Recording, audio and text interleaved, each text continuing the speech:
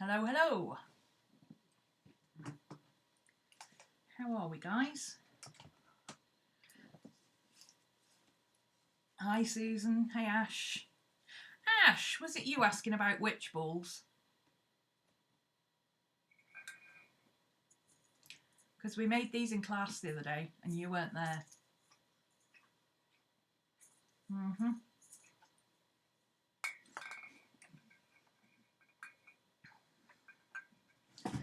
Hey, Lisa. Hi, Inlay. Inlay's given me a lesson in hig. I now understand that hig is pronounced in a very similar way to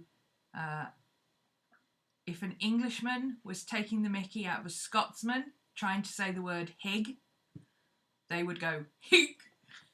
And that's how you say it. Hig. You don't really say it, you kind of She very kindly gave me a lesson in it the other day. Well, it was recorded, Ash, so you can go and watch it. But yeah, the one that you asked for, you weren't there for, so... Oh, I've left my trimmer over the other side of the room. Hang on, I'm going to need my trimmer. Give me a second. One moment, please.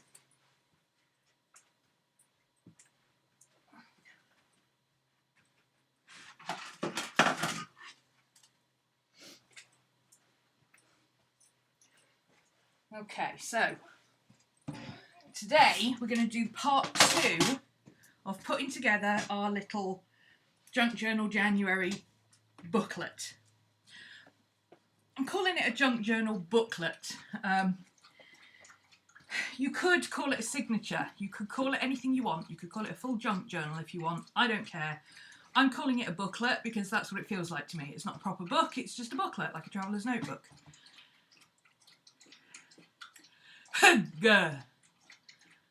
Is it a E or a E? Or a E? There's so many E's.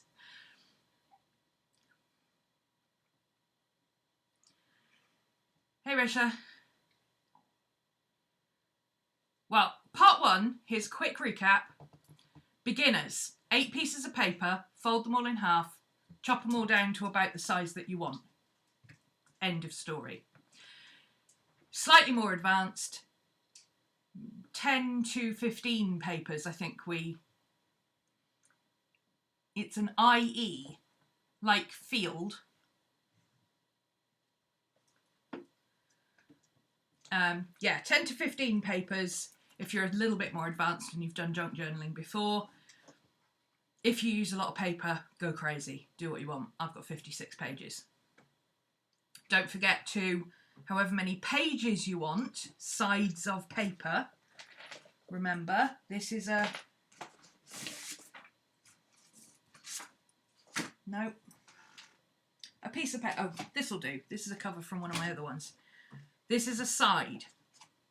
This is a spread. Okay? This is a side. This is a spread.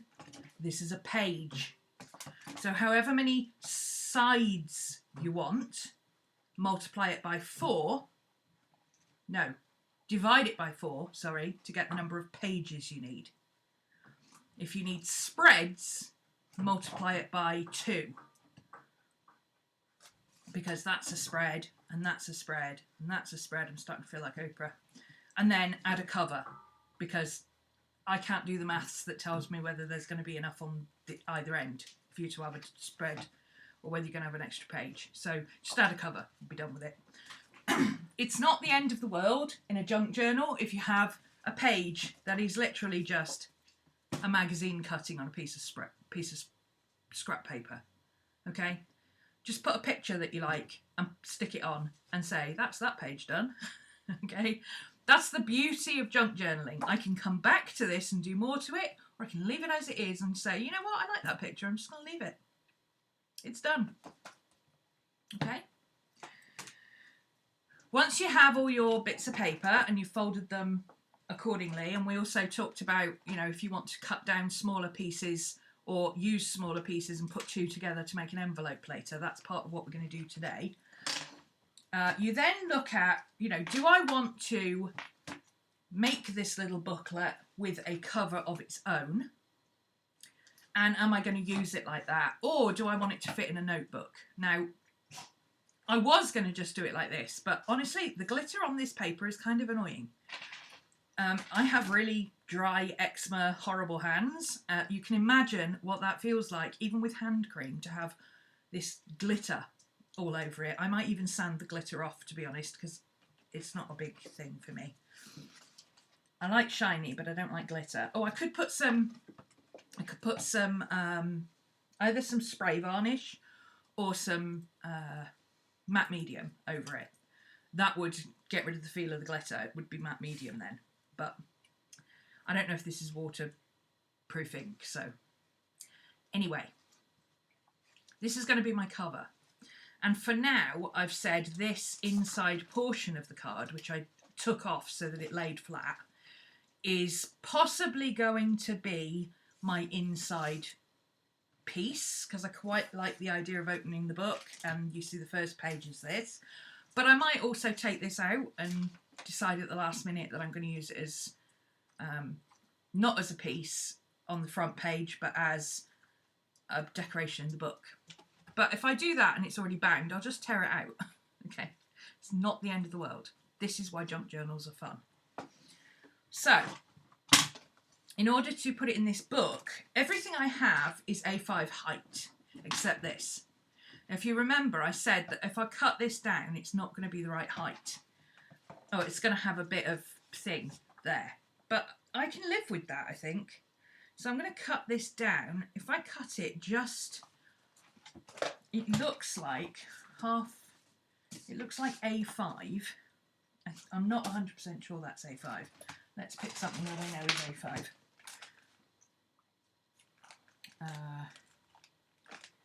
Do I have anything that I know is A5? Oh, that is A5. That sticker sheet is A5. Okay, so if I put that there, there's going to be just a little bit of the writing left. If I cut the writing off, I'm going to lose just a little bit of her feather headdress. So I figure best thing to do is just leave a little bit of the writing, and I can cover that up with like a bit of lace or a bit of ribbon or whatever. You watercolour on your inkjet paper. Yeah, as long as you don't use too much water, it should be fine. I think probably what I'll do with this is just spray a bit of hairspray on it, just to keep the glitter in place and kind of temporarily fix the printing, just in case it's not waterproof. And then I'll just whack some Mod Podge on, or some matte medium. As long as you don't agitate what's underneath, that's the secret. And I know you're very light-handed with your watercolours, but if you press down into the paper with your brush, that's being heavy-handed. If you're just light-handed with it, it should be right. So I'm going to cut this down A5 size, which is there. And I will worry about the off-cut bit later. I will count that as decorating the cover. Okay, so that's that bit there.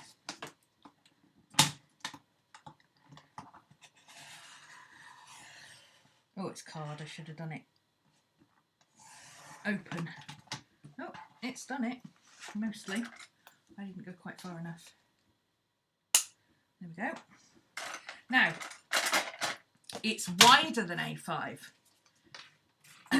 Very slightly. But that's okay. Why is that okay for the cover, if the cover is a little bit wider than A5? This is what I do in my classes. I put my students on the spot and they go, why are you asking us questions? I like pop quizzes. It makes you think. Because if I make you think about something, then when you're doing it, you'll think about it and you'll go, oh, hang on a minute. I need to be careful of that. There's method in my madness. Why is it okay if the cover is a little bit wider than A5?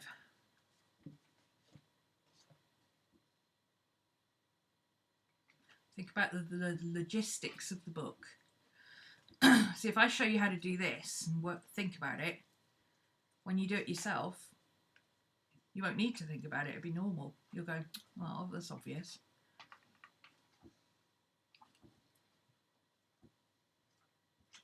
The cover's wider, it can accommodate the spinal thickening of the book. Exactly. Spot on.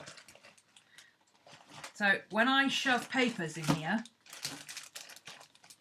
and I can show you top-down perspective as well, the cover, because it's only a single fold, it's not got a proper spine to it, the outside cover is going to bend to accommodate however thick the pages get.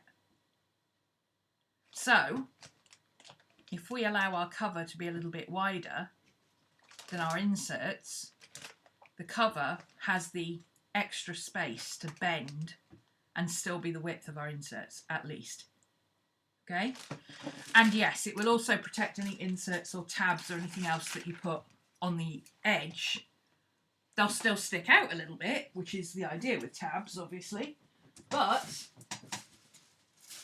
you won't have any little bits and pieces sticking out if you go slightly over with a bit of paper or whatever.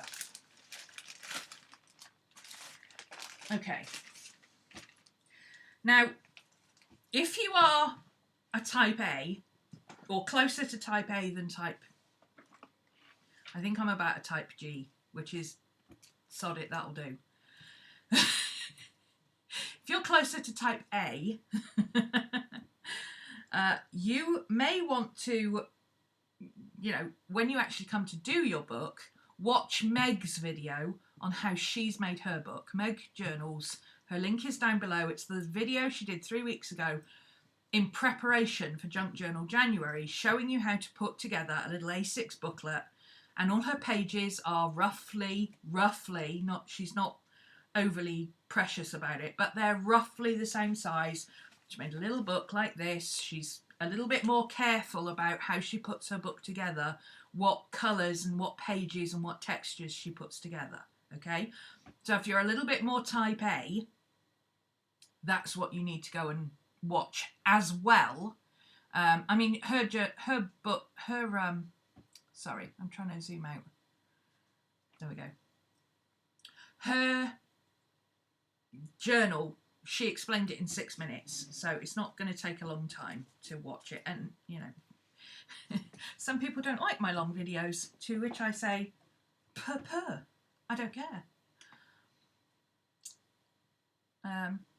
Apparently, even though it's been a feature on YouTube for about 7 years now, people still don't know that if you don't want to listen to the chatter and what have you on a long video, and you want to just watch it in speed version, you can hit the multiply times 2, 3, 4, 5, 6 and watch it faster.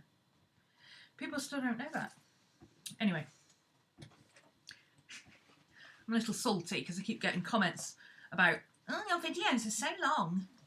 Always from people who are not subscribers. I'm like, yeah, bye, delete.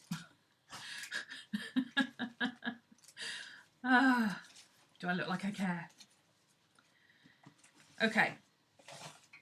These bits are bits that I know I'm going to use inside my journal as decorative bits and bobs, because they're not big enough to use as, you know, fold it in half and use it as a page. Is that a cheetah or a jaguar? It's a jaguar! That's my animal of the year for next year. How fortuitous. So I'm going to put my decorative bits and pieces back in my little bag here, so that I know where they are. Okay. Likewise, I've got another small envelope that came today, and this is a piece of watercolour paper. It's actually super smooth watercolour paper. I don't want to like fold it in half and only have tiny bits, so what I'll probably do is just paint on it and then stick it on a page somewhere. So that I will class as decoration as well. And the envelope as well, because I don't always sew in my envelopes. Sometimes I attach them, or I glue them, or I just go, I don't think I really need that right now. All right, so now I've cut the outside down. Let me just check that. Oh, I've got a couple there. And a magazine page there that needs chopping down a little bit as well. But in general, that will fit into my book. It doesn't fit widthways because this is a moleskin size book, but that little bit doesn't bother me. And if once I've finished my Scrooge book, I can put it in my trifold. So when I'm actually working on it, it won't be in this book specifically. Why comment when you can clearly see how long the video is before you click it? Exactly. They can see that the video is going to be 3.5 hours long. All they've got to do is hit mute, play, and then times like 5 or something. It's not difficult. Just watch it. Oh, anyway. So the first thing I'm going to do before I sew this together, I am going to make sure the pages are sort of the right height. Obviously this magazine page needs cutting down because it's too wide, but that's the last thing I'm going to worry about, okay? In fact, I will probably worry about that, and by worry about it I mean take a pair of scissors to it and hack it off, after I've bound it all, because if you start cutting all this off now, what will happen is when you come to bind it, you won't necessarily have it in the same place and you'll end up with another bit sticking out, or you'll have a bit sticking out the bottom, or you know, all manner of things can happen between now and when you actually sew it together. So don't worry about it, okay? If you type A, just say to yourself, it's fine. When I'm finished, I'm going to cut it all down so it's even. All right? Excuse the state of my nails. I've been cleaning the kitchen this morning. It's my Friday job. And apparently I didn't clean under my nails when I'd finished. I apologise. Okay, so before we bind it, 2 things we're going to do. First, I'm going to take the opportunity to sew in anything that I already know that I want to sew in. Now, I think I need to move this up a little bit so you can see a bit better. Ignore the mess. Always ignore the mess. There we go. Because you don't need to see me sewing today. I'm only just going to be, you know, sticking a bit of fancy thread through, that's all. I take this opportunity to sew while it's still in bits. But obviously there will be bits later that I might want to sew in as well. If I find later that I say I want to... Oh, that's got an address on it, hang on. Let's use the envelope that doesn't have... Oh, let's say that I want to sew this in as a pocket later. The easiest way to do it is to sew it around the edges and then glue it in. So it looks like it's sewn in, yeah? But while you've got it in bits, you can actually take the time to actually sew things. So that's the first thing I'm going to do, because that'll save me a little bit of time when it comes to thinking about how and why I want to do stuff. Okay, so that's a top-loading envelope. I like that. I don't think I need to do anything with it. That's going to need a little bit of glue, but I can worry about that later. These 2 bits, these are interesting. Because these are... There's lots of things you could do with these. You could just sew them like that and have 2 pockets. What I'm going to do, actually, I think, and I kind of like the idea of overlapping them a little bit, so I might take the opportunity to overlap that wiggly edge there. What you could do is just sew them together. So I think I'll do that for these. Now, when you're sewing 2 bits of paper together, it's really hard to keep them in sync. Hey, Mara. Oops, excuse me. Hey, Mara. It's really hard to keep them in sync. So what I do is just use very lightly. We're not gluing it, okay? We're tacking it. So very, very lightly. Just put in a couple of dib-dabs of dry glue. It's literally just to hold it in place. You are tacking it. You're not trying to actually get it to stick and stay put, okay? So it will come apart, but for now, that'll do.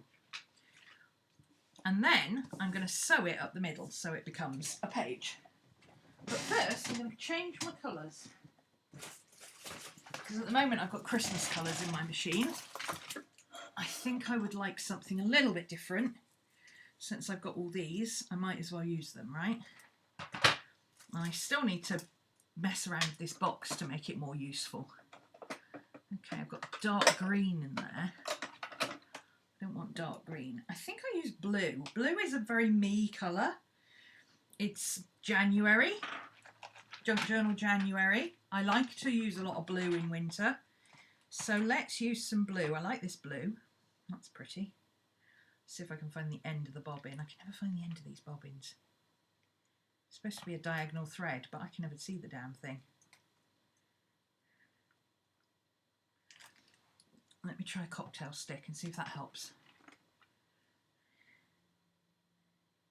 Oh, there he is. There's the diagonal thread. That did help. Excellent. Just have to remember that little trick. Okay, so my bobbin goes that way and that way. So that's going in there and there. Whoops. And I think I'll contrast that with that nice icy blue there. I don't very often use light colours, so that'll be interesting. Damn, there's no diagonal on this one, but there's only 2 bits of thread. One of them's got to be the outside one, right? Oh no, there is a diagonal, look. It's tricky, but it's there.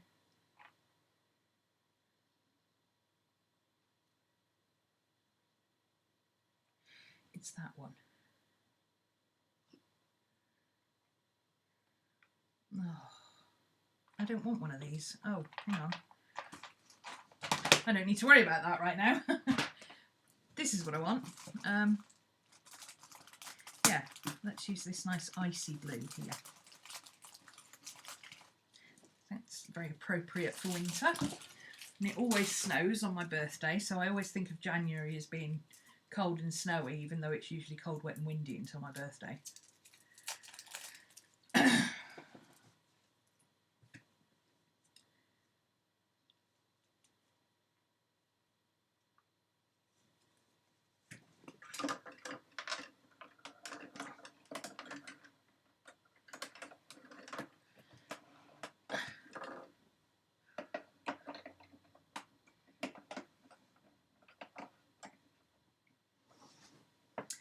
The end of these threads is not cut very well. There we go.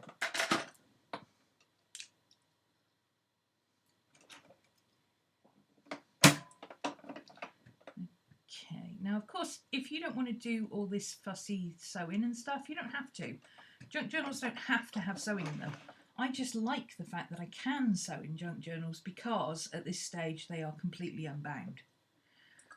You also don't have to sew your signature together right now. You can leave it till later and move your pages around, which is what I would normally do. But since this is for a challenge, I don't think I'll bother. I'll just use whatever pages are available whenever.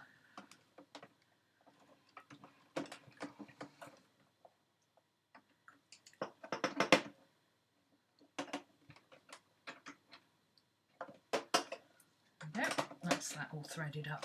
Ooh, almost look like a professional there, don't I? Right, here we go. Never thought to sew in a journal. Well, you don't, because generally a journal is a big chunky book that you can't really get under your sewing machine, so it doesn't occur to most people. The good thing about junk journals is, especially among the crafter side of junk journals, there seems to be people who use junk journals and people who make junk journals, and the people who make junk journals tend to be the crafter side. And they make what they call these ephemera collage bits and pieces that they put together before they put them in the book. And because they're little bits, like a decorated envelope or a collaged piece of paper or whatever, they can sew on it before they put it in the journal. So if you're using a regular book, then watching the crafting channels is a really good idea, because they show you how to make stuff to put in your book as opposed to how to sew in your book before it's put together, which obviously that's going to be a nightmare trying to sew in a hardbound book. Okay, so I'm just gonna, I can't remember what this is on, but I think I always turn it to zigzag these days, so, oh, turning it on would be a good idea.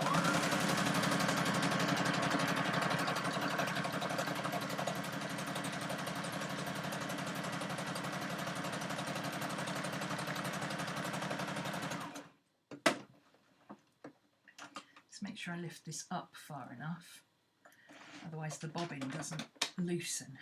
There we go. Ha! I've got the hang of that now. Okay. So there's that page sewn together now. That makes an interesting bit to play with. I folded it funny, so I'm just going to refold it and pop it back in the book.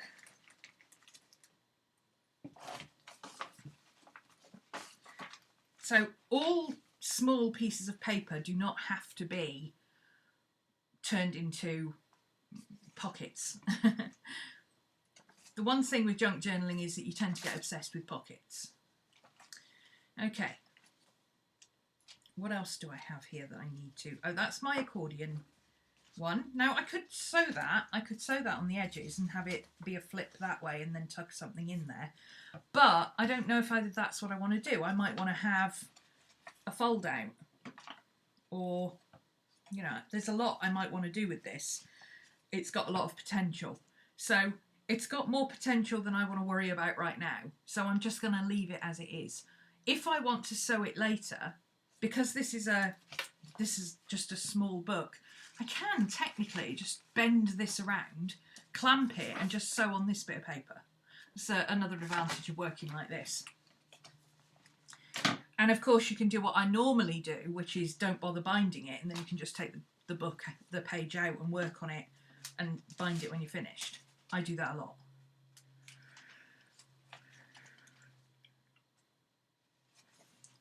Okay. That's a fold out piece, but it's got too much to bother covering up. So I think I'll probably turn this one into a little tag pocket as well.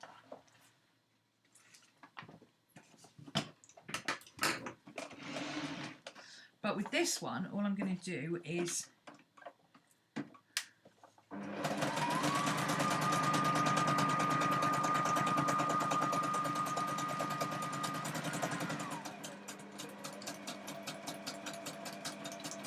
might as well go the whole page.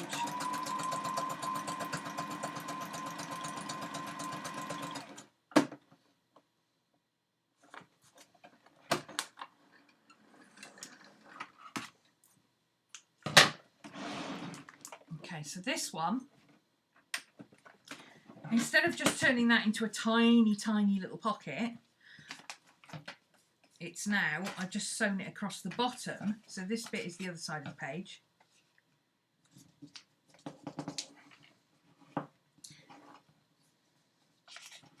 So that's the spine. And now I've got kind of a secretarial pocket. Now what I can do with this is, you know, perhaps put a blank piece of paper on there and fold that down, and then that becomes a hidden journaling spot.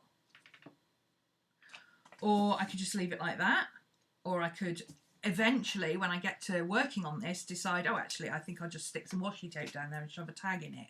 You know, it doesn't have to be complicated.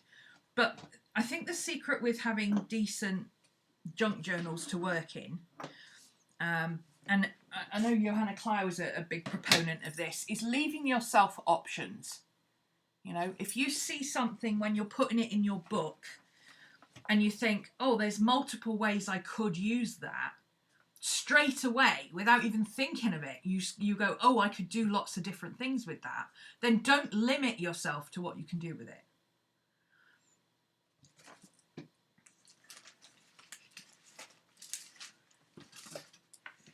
Okay, and I'm not worrying about where these pages are together or what they're, because we're going to sort that out in a minute.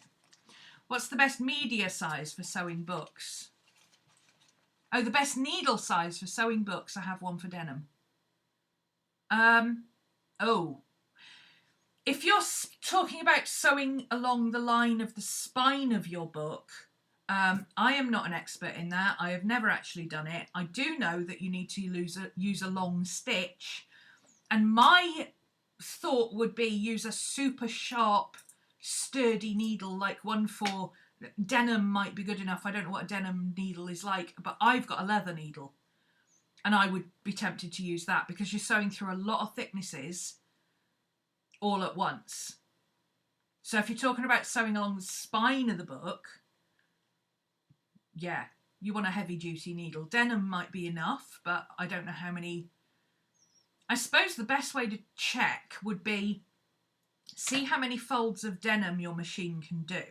So if it can do a rolled up, which is essentially 1, 2, 3 layers, then however thick 3 layers of denim is however thick the spine of your book can be when you sew it together. That might be a good way of doing it. And then you can literally just get your denim and put it there and go, right, is that about the same thickness? For general sewing, I just use an ordinary needle. I find blunt needles work best for paper, oddly, and sharp needles obviously work best for fabric. So I use my gold needles. I happen to have some gold needles. I use those for my fabric sewing, and I use silver ones, regular silver ones for this. You can actually get a bookbinding needle. Oh, there you go. There's your answer, Lisa. You can buy a bookbinding needle, apparently. I've never sewn a spine because it would push all the papers too tight together. Hand sewing, you can't get anywhere near as much pressure and thickness, tightness, as you can get if you sew it together with a machine. So I'm not an expert on that, sorry. Okay, this one, I kind of like the contrast of this cream paper on this black paper. So how about if I sew that on as a pocket to there?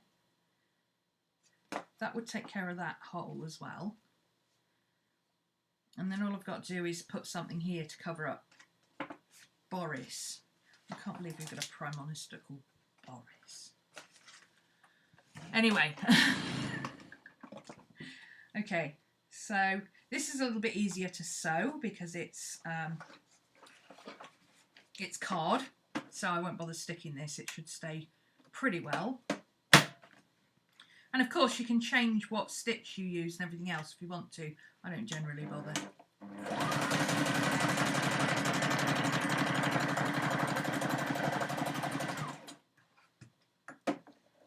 At this stage, everything is for purely practical reasons.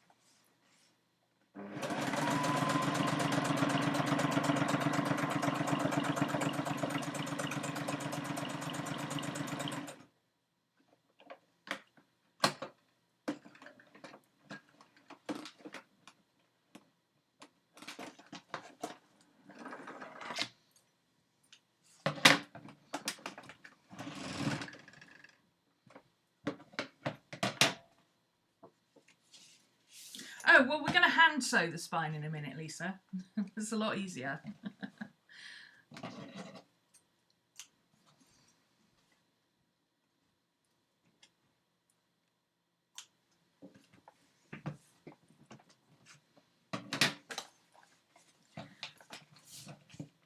Sewing machine for heavy leather or bookbinding. Oh, the heavy leather book needle I've got then. Oh, well, that was a good guess.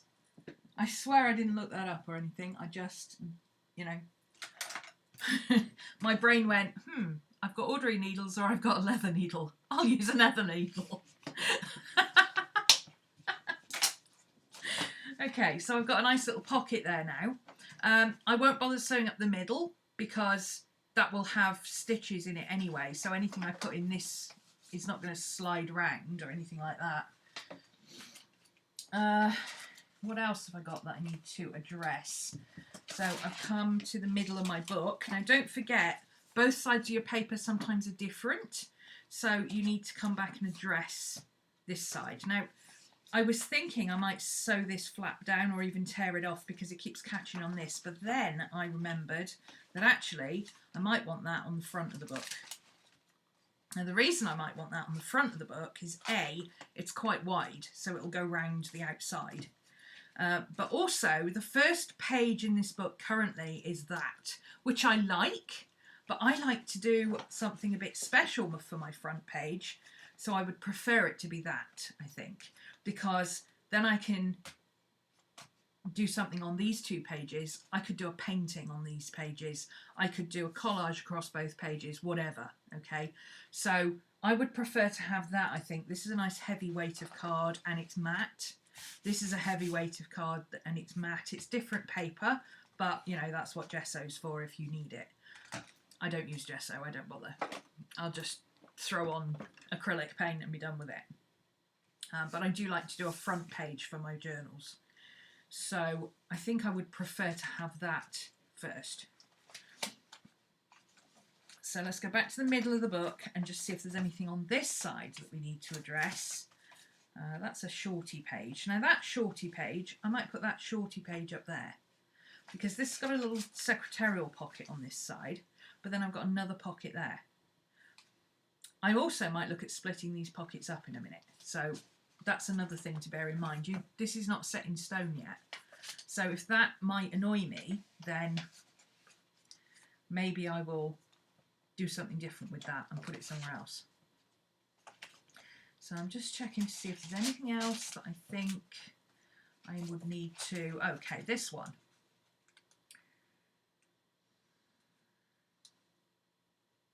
I do like to use these slightly wider ones as tuck spots for big journaling cards and photos.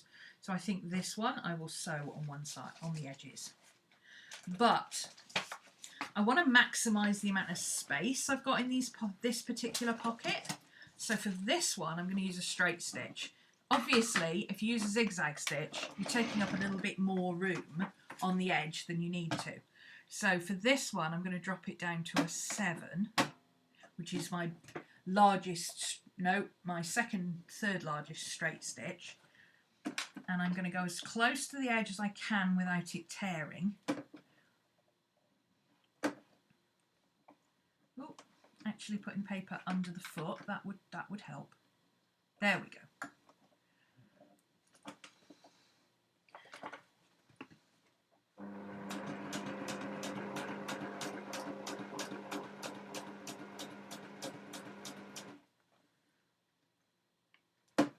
And I don't do reverse stitching on this stuff unless it's like heavy duty card.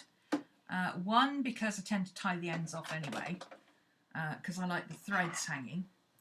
And two, if you go forward and back and forward, you tend to make more holes in your paper than you need, and then you tear your paper. Okay, so let's throw this one down this way. Why is this tight? No, it's not. It just feels tight when must be because I was going slow. Okay, now I like to sew from the fold upwards because otherwise it tends to buckle, it tends to slip, and then you end up with a kink here.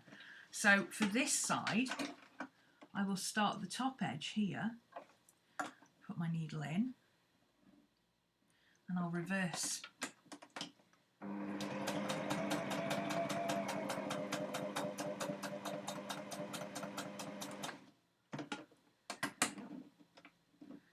It's not as easy as it looks.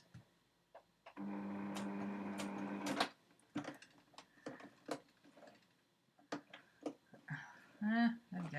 I got it caught on something. Oh, it's sewn onto itself. That was clever. And it's not in a straight line, but do I care? If you do, don't do it that way, or do it more carefully. Okay, so eventually those I will tie, like literally just sew one thread down on so that they're both on the same side, and then tie them together. That's all I mean by tying off. It just stops running stitch from coming apart. I don't find it happens with zigzag, but running stitch does it a lot.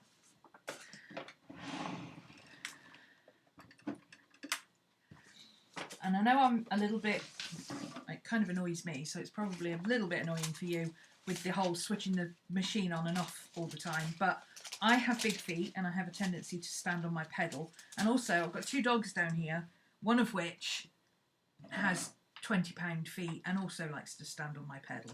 So in order to save my machine, I've learned that I'm better switching it off. Get into the habit. There's the other side of that page. See how nice that looks with an extra little bit of something there?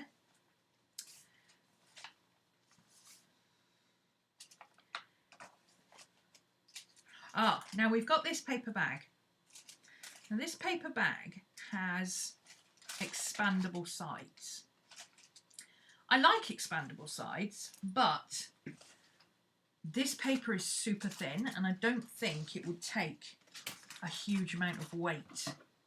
And if you think about it, we always think about journals laying flat, right? But really, our journals usually end up like that eventually. And that is not going to hold. So what I'm going to do with this is sew along the two edges.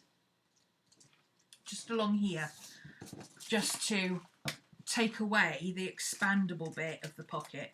If you want to get rid of it without sewing, you could just glue along here. You don't have to do this. I'm just doing it because I can and I want to. So I'm going to use a decorative stitch on this one. I think I'll use, I like that one. I like the scalloped edge. I can just never remember which way it goes. Hopefully it goes the right way. So I'm just going to pop that in the middle of that thick stripe down the side because I can see where it is, so it's nice and easy to gauge. And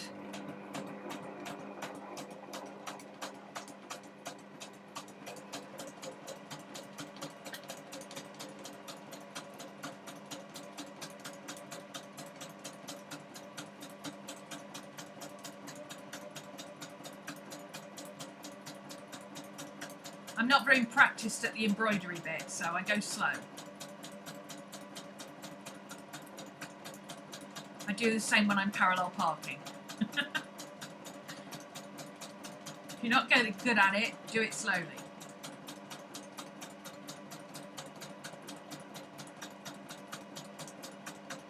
Oh, that's so pretty!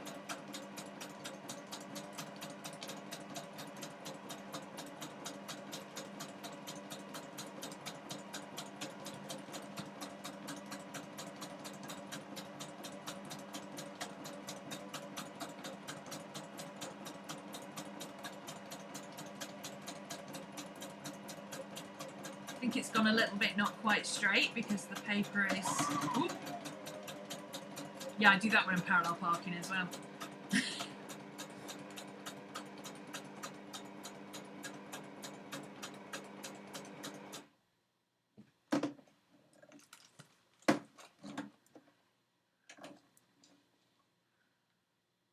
Now, you've got to be careful with this kind of paper when pulling it out from under the machine because sometimes it will tear. If it's thinner paper, be gentle with it and then grab the threads as soon as you can. I speak from experience. Did I get my car? No, not yet. Don't ask. Isn't that pretty? It almost looks like one of those doily things. I like doilies, you know, the embroidered doilies. I think they're great, but this, there's a trend at the moment of, let's see, that went that way. That one's going to go that way. There we go, that's right.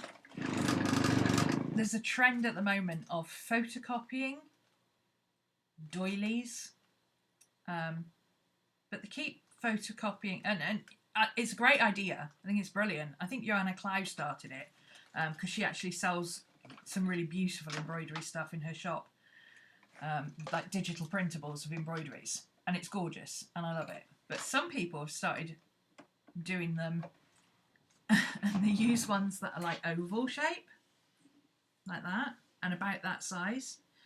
And I'm sorry, but every time I look at them, I think panty liner. And I just can't get past that thought in my head that they look like panty liners stuck to the page. So I struggle with embroidery pieces. Unless they're big square bits, or they've been turned into little pockets or hankies or something like that, I can get with that. But when it's just a big oval thing stuck on the page, it kind of looks like a panty liner, and my head can't get past that thought. So I don't think I'll ever be using those myself. Press play.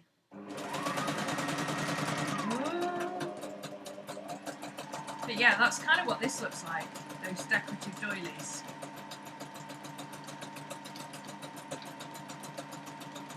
You think the same thing with the oval ones? Oh, I'm so glad I'm not alone. I just can't help it. They look like panty liners, and I can't see them any other way. I've tried, but every time I look at them, I go, oh, it's like a panty liner. It's just purely the shape and the fact that it's white. But, you know.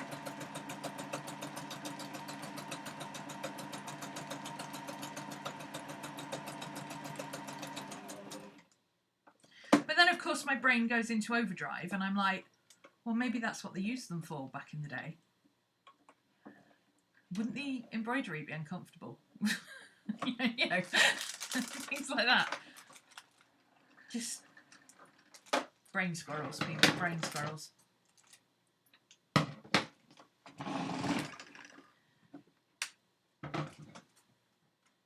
Oh, I do like that. I think that's really pretty. It's quite girly for me, actually. Of course, by the time I'm finished with it, it'll be coloured in black and all sorts of stuff. But having added this now, this will add a little bit more. For all we know, they might have been once. I know, right? I can't get past that. I mean, I don't think they were. Pretty sure they weren't. I think they just used old rags, didn't they? Because you could boil them. You couldn't boil something that was embroidered, but... Oh, I don't know. Anyway. Yeah, so this now has some heft to it. So when I put something in it and then it's stood up as a journal, this pocket will have a little bit of strength. It won't just drop right the way through. I'm just wondering if I should do something with this bit. This bit would make a cute little envelope corner. But I can do anything with it later. I can worry about that later. Let's just put it back in the book for now. So it was going there, and that's going there. So that's all of it except this piece now. I think that will probably get caught on that, won't it? It's just about the right pet size to get caught. So I think maybe I'll just tear this bit off. Oh, actually, it's card, so I could decal it successfully with these scissors. That would be pretty. Let's do that. Let's give it a crimpled edge. Hello, bedbug.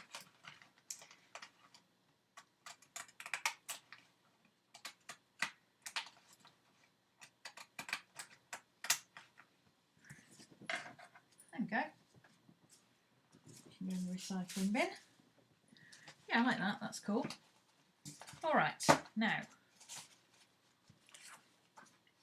having just thought that perhaps on this bit and this bit I might actually want to do some painting, which I can do because I've got so many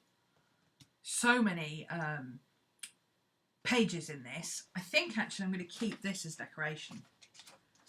So I will use this. I might turn the greeting bit into a, you know, fold it up and put it in a pocket somewhere, and then use her as decoration somewhere. So I think I'm going to turn that way around so I know what it is.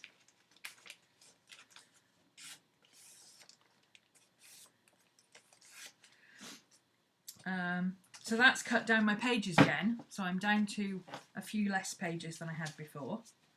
So let's see how many we've got now. 1, 2, 3, 4, 5, 6, 7, 8, 9, 10, 11, 12, 13 times 4 is 40, 52, but at least 6 of those are pockets. So we're down to about 45 pages, which for a 31-day month is not bad actually, because I will probably do a couple of double page spreads. I like to do, especially if I've got small pages, I will do 2 or 3 pages at once. So I'm okay with that.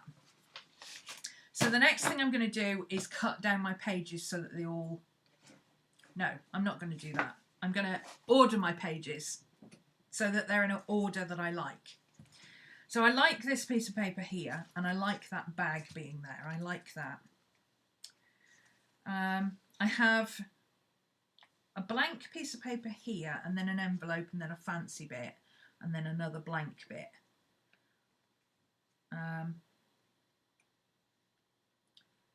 But it's a large blank bit, and I think I would prefer to have that bit there to just kind of break up the bits. So I'll take this one out for now. It's all about variety now. I can't explain how I'm thinking of it because I can't, my brain doesn't work like that, but just keep flipping through it until you're happy with the way that you think, yeah, if I came to that page and I had to do something with that, well, I think I'd be okay with it if that was sort of down there at the bottom, so that I had the full height, but maybe this one was up here. So that's something you can look at, is positioning your pages as well. So maybe you want that page to be up there and that page to be down there, so you've got kind of a little bit of texture. Okay, so you've got 3 bits of paper there and 1 there. I like that. I also like the contrast between the red, the blue and the white. I think that's really cool. And then this way, again, you've got the red, the blue and the white, but now the blue here is picking up on the blue there. Again, I like that. And then you've got, again, this little bit of red, blue and white, which by now I would be thinking, okay, I'm bored of seeing that red, blue and white. But I can only see a little bit of it, so that's okay. I've got a nice big white piece of paper here. It's Tomo River paper, so I can paint on it if I want to. I can do whatever I want. I could do just a page of really tiny writing, which is what I love to do on Tomo River paper because I'm a giant nerd. But because it's Tomo River paper, you can see through it. So there's interesting things on the other side as well. I like that. And then finally we get rid of that red, white and blue. That red is a little overpowering actually, now I'm looking at it. I'm wondering if I might put that in my Christmas journal, because it might be more appropriate in my Christmas journal. And I've probably got a blue envelope somewhere that I could use instead, so I might think about that. And then we've got, oh, interesting things. This folds out. Okay, so now I'm glad I didn't sew this together, because now I'm looking at it and going, oh, I like that. That's all black and white, but oh, look at this. This all folds out. That's interesting. I could do stuff with that. Then we've got more layered pages, and I think these would look really cool if they were in the middle, actually, so that they layered both ways. So I'm not going to worry about these right now. I'm just thinking about these. So if I put that one in the middle and that one in the middle of that one, I think that'll look cool, where it's kind of layered up that way. Yeah. Okay, now I want another piece of paper, because I need something to block this bit, because this is all getting too much now. You see how we've got, there's this bit, there's this bit, there's this bit, there's this bit, there's this bit, there's this bit, there's this bit, then this, and this. It's too much. Visually, I'm looking at it and going, oh my God. But I don't want yet another white piece of paper. So I've got some pre-printed printables over here. Let's see what I've got. I've got some pages that we're going to have colours on the back, which I'll need to do. These are from Artimaze, these ones. This is her, I don't think I listed Artimaze down below because I wasn't expecting to use these, but hang on while I write that down. 1 second.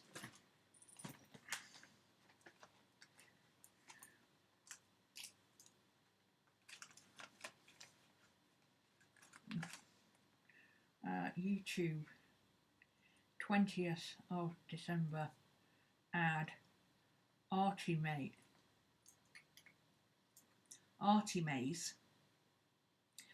and it's winter, I can't remember if it's Winter Wonderland or Winter, I think it's Winter Wonderland, but it's winter something, and it's gorgeous. It's all these blues, but I'll put it down in the description later. But it's definitely an Artimaze paper. So you can find it on her Etsy. Everybody in the digital printing world seemed to have a 50% off or buy one get one free offer. So I did go a little bit crazy with some of the printables I've been eyeing up because I love this. Look at this. It's so pretty. And this is, I think this is the add-on set. No, this is the pages. Sorry, this is the pages. But I printed them half size. Look at this fox, isn't he lovely? This is just beautiful paper. Create your own magic. I like that because I want that for my book of shadows. But I like the fox. I've got quite a few fox pages in my book of shadows, and all the fox pages I've got are oranges and browns and woodland type. So this won't fit in my book of shadows. So I'm going to put this in here. And I really like those deer. They didn't print that well, but it doesn't matter. I really like those deer, and I think it could do with a couple of pictures. I can always paint over the deer, you know. It doesn't have to be like it is right now. I kind of like the fact that this has an interesting shape to it. I was going to print on the back of these, but I haven't got around to it yet. So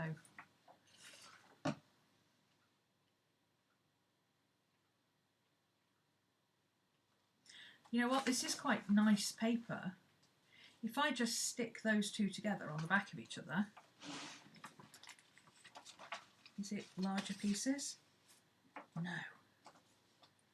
Oh, I should have printed this full size, shouldn't I? You know what, I'm going to quickly do that now. I'm going to quickly print a page of that fox, both sides, with Maddie. Winter Victoria, that's not it. Winter Witch, no. Winter.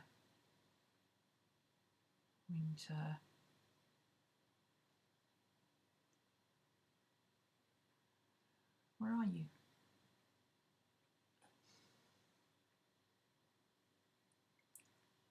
Winter. Come on. Ah, Winter's Tale. There it is. That's what it's called. A Winter's Tale. So, where's the fox? Oh, I like that pretty lined paper. I don't very often use lined paper in a junk journal. Let's do that. I've got some printable somewhere. Printer paper, there we go, printer paper. Somebody asked what printer paper I used the other day, so that's my printer paper. If you want to see the front of it, there you go, that's what I use. It's a really good weight and it prints photo quality, which I like. Okay.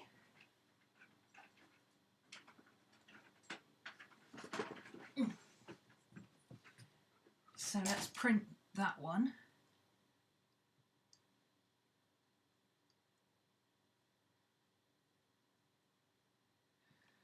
A little tip for you if you're not entirely sure about printing on your printer in terms of Oh, come on, words. Use your words. In terms of, you know, if you have to manually print both sides, you can be a bit confused about whether you have to pick it up and turn it round or pick it up and turn it over, or which ways, you know, you quite often, it's like a USB stick, whichever way you do it, it's going to be upside down the first time. What I do is, where's the fox? Oh, it's in the add-on sheets, there we go.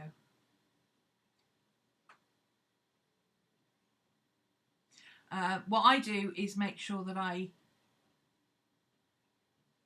sorry, I'm trying to talk and do stuff at the same time. I shouldn't try and talk and chew gum at the same time. Let me find the page I'm looking for. Where's the fox? I'm skipping through it too fast on this.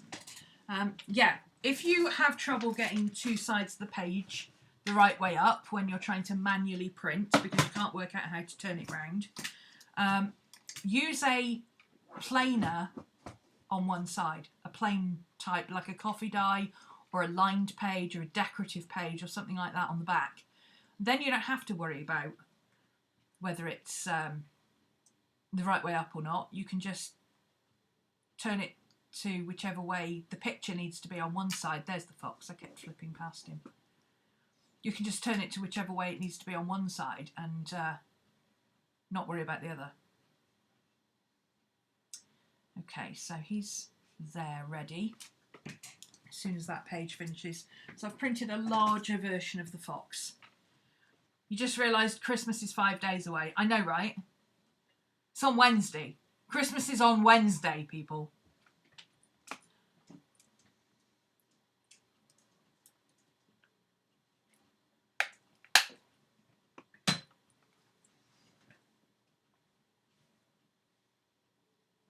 Five sleeps to Santa. It's 5 sleeps to Santa, Maddie. Well, it is in my world. Maybe in your world. Well, 5 sleeps and a couple of naps. I think in your world it's probably 72 sleeps. So this one is going to be a full-size page, so I won't use that in this journal. I might use him somewhere else. I might use the fox somewhere. Let's put him with the decorative bits. I might actually use these decorative bits in the journal because I haven't got that many of them. I've got a couple of... These are decorative envelopes that you could either use as envelopes or just fold up into journal cards. Or what I like to do with these as well is cut off the tabs and just fold them up and use them as journaling and then put them in an existing pocket. And obviously before I cut them out, I'll print something on the other side so that it's a bit more interesting. I think I got some misprints on this one. It couldn't decide how many it wanted to print. So I've got lots of those deers. Actually, let's see if we can MacGyver one of those deers and something, because I've got about 6 prints of that one. I mean, I like the deers. I've got nothing against the deers. The deers are lovely. But let me show you what I mean. Shall I? I'll have to print something on the back. My printer's printing good quality, so it's a little bit on the slow side. So let's just back that page through.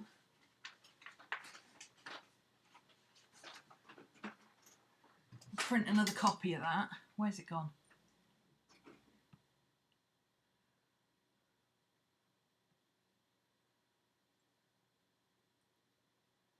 Where did it go? Where's the window? Where's the window gone? Too many windows open.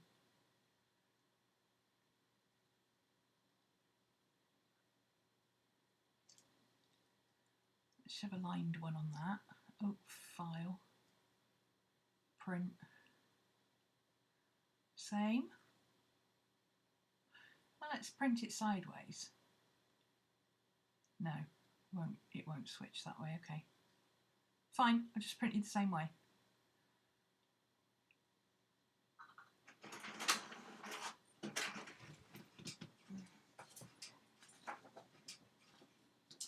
And then that one can go back in to print the fox in a minute. I've got to hang this thing up somewhere. I need to put a hanger on the wall for my frame because it's wherever I put it is in the way. And I'm starting to get annoyed with it. Right, while we're waiting for that to print, the other thing I want to do is find a place to pop this, which is going to be like a fold out, not a fold out, like an envelope type thing. I was thinking of putting it there, but if I do that, then I can't paint on that bit. But I guess I could just paint up to it. This is where I think a slight bit in advance, just very slightly. Like if I wanted to paint this page, I can't really paint on this paper. So I would only be able to paint up to there. That leaves this looking a bit shabby. So let's do something a little bit interesting here. I like these bells. And it is my birthday at the end of the year. Oh, they're not quite big enough. Have I got a... I might have a larger print of that. Hang on. I've got to get rid of some of these journals. I've got too many journals on the go. Too many journals printed out and ready to go. Too many journals. Too many journals, Maddie. Too many journals. Oh, I haven't got that one printed out. Okay, let's try... It's not big enough. Look nice on the front of that though. I like those birds. Hey, Maddie, what are you doing? Yeah. Okay, here we go. I'll use another one of these envelopes, but I'll use the bunny bit instead of the deer. So here's another way to use a misprint. Here we go. So let's take the deer off first because I don't want to use the deer. This ruler's really hard to use because it's so long. I could do just an A4 one. I mean, I love this ruler. It's fantastic, but it's really, really long. It's also really sharp and I keep cutting myself on it, which is not good when you've got eczema because I keep getting infections. Okay, so let's see how that fits on there. Oh, I actually like the bunnies better. I really like the bunnies. What if I did that and then I've got the bunnies there? There we go, there's the solution. There's the answer.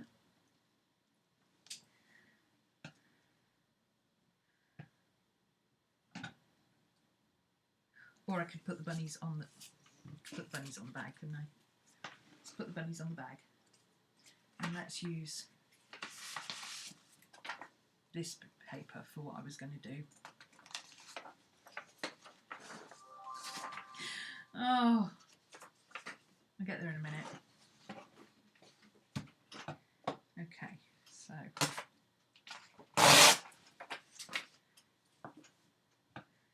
oh, I could use the fox actually, because I'm not going to use the fox in this journal as a full page. Sorry, my brain's gone into creative mode. Okay, so if I put that on there, I need it to be a little bit wider. So let's have some of that writing.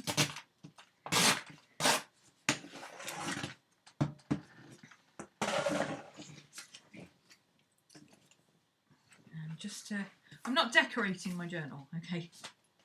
Don't get that idea. I'm not decorating my journal. I am throwing down a couple of bits that I know how I want to use them and I want to be able to do it easily when I get there. So now I'm gluing in the middle of this. I'm not gluing around the edges because I'm going to sew around the edges. So I'm only I'm only putting glue in the middle. I didn't print this. This is why they're misprints, because I printed them too small. I usually print them borderless.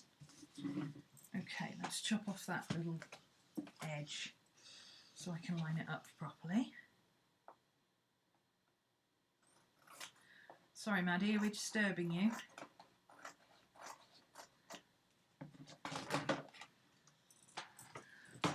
Shove that other bit of paper through the printer.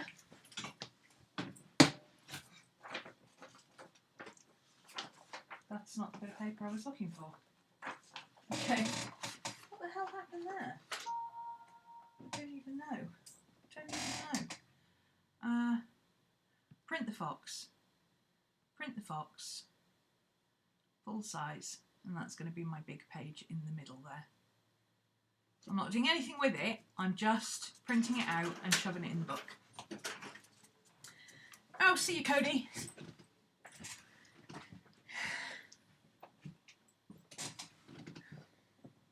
Is there such a thing as too many journals? Well, there is if you're trying to get them all finished, but mainly it's just too many journals on my desk because that happens. And now I have no desk space, you see. And then there's this pile of journals and stuff here, which I also need to sort out. But every time I go to do it, I'm like, oh, it's nearly the holidays. I'll just do it during the holidays when I don't have to actually work. It'll be easier. Okay. I don't know what happened there with that. Maybe I was thinking of using this piece of paper for that bit. I was going to put that on the back of one of those envelopes, wasn't I? Oh well. Oh, I don't know what I was thinking. I had a moment there. Anyway. So this is going to go on here as a pocket. You know, I don't like that because it doesn't go to the edge. So I'm going to take that off. It doesn't go to the edge and it's annoying me. So I'm going to use that bit of paper I've got there instead. That does go to the edge and then it won't annoy me.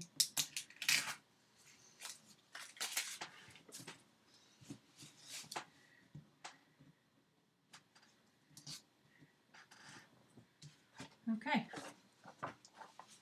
See, this will go all to the edge. That'll be much better. See how wide it needs to be. Let's say about there. Let's use that line as a guide.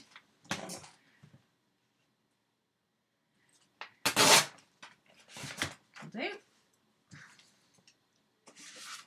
That in there now. Oh, I printed it on the back of a misprint envelope instead of the envelope that I actually wanted it on. So clever. I tell you, it's amazing I can walk and breathe at the same time some days. Evelyn! Hi! Evelyn, sorry, I always pronounce... What is it, like 13 years I've known you now and I still call you Evelyn instead of Evelyn?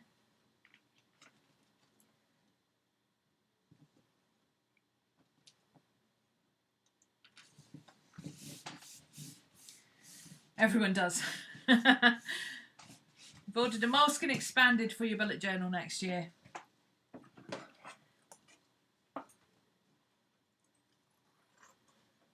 With the amount of pages you go through, I think it'd probably be a good one for you. Did you get the soft cover? Because the hard cover is quite heavy. If I go with the Moleskine Expanded next year, I'm going to get the soft cover so I can put it in my leather cover as and when I feel like it. Okay, I'm also not going to glue right the way down the outside of this either because I want to stitch this bit too. And I don't know where the glue is going to be. Put that there. See, that looks much better now. So if I paint on this page, I can paint up to and onto here and maybe even blend these colours out into this side of the page. Could use this as inspiration for a background to paint my own background in those colours, right? But I've also got this little pocket here that I can pop stuff in at the back of the journal, just like a Moleskine. Well, it's not just like a Moleskine because it would be a big pocket, but... So this one I'm going to... I might do that decorative stitch again. I mean, it's going to show on the back of the journal, but I don't really care. What are we on? 15. Oh, it's still on that. Okay.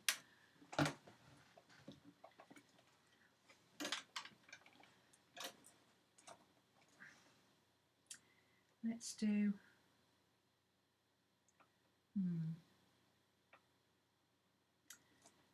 Yeah, let's do that.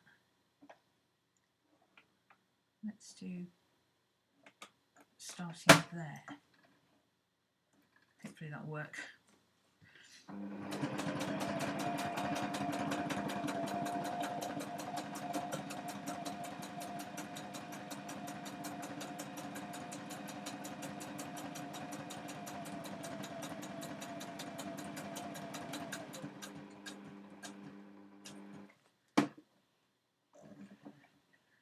Oops.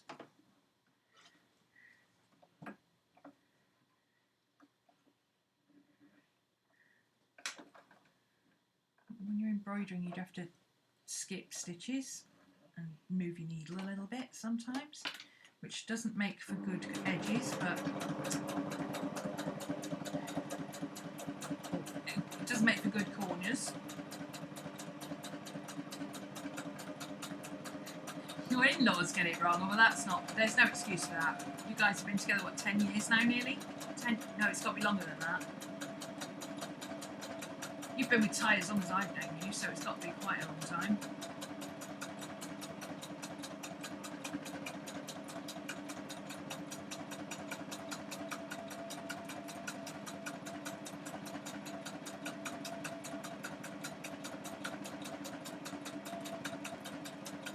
Romany made me do it. I'm an influencer. Oh, wait till you see what I've done. I'll show you at the end. I'm going to make a proper video about it, I think probably for Monday.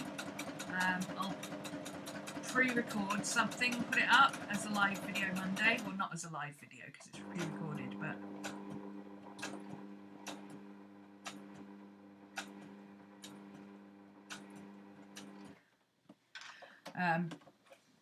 13 years.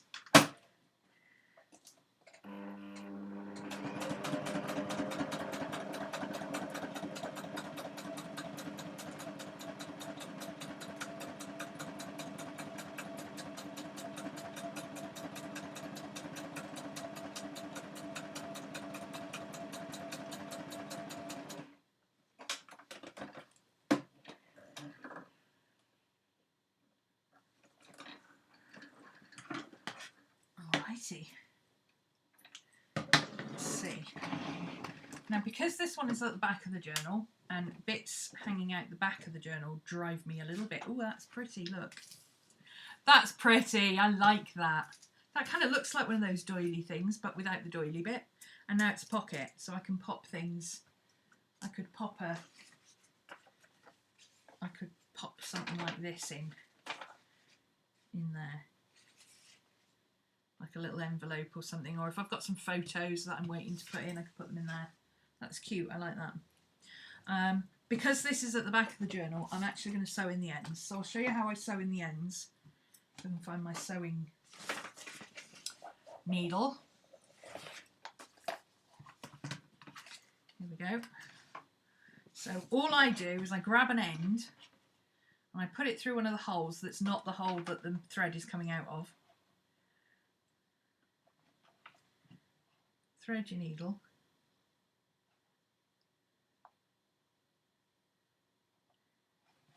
Pull it through, pull it tight, tie a knot. That's it. If you prefer your knots on the outside, sew it to the outside. Hey Katie. And I'm showing you this because since we're doing a beginner one, I'm not assuming anybody's got any prior knowledge of how to do stuff like this. Just because it's obvious to some of us doesn't necessarily mean it's obvious to everybody. Everybody has different talents in which they're good at. I mean, some people move furniture around and just know it's going to fit. I spend 3 weeks trying to measure it, trying to work out if it's going to fit, and it still doesn't. We all have different strengths and we have to play to those strengths. Yeah, so if you want your knot on the outside, you just thread this one down through to the back. But I like my knots on the inside. On this bit anyway, because this is going to be the back of the journal. On any other page, it just wouldn't matter for me. I probably wouldn't even bother tying a knot in it, to be honest, because I don't care. If it comes unravelled, it comes unravelled. part of the joy of junk journals is that they change over time.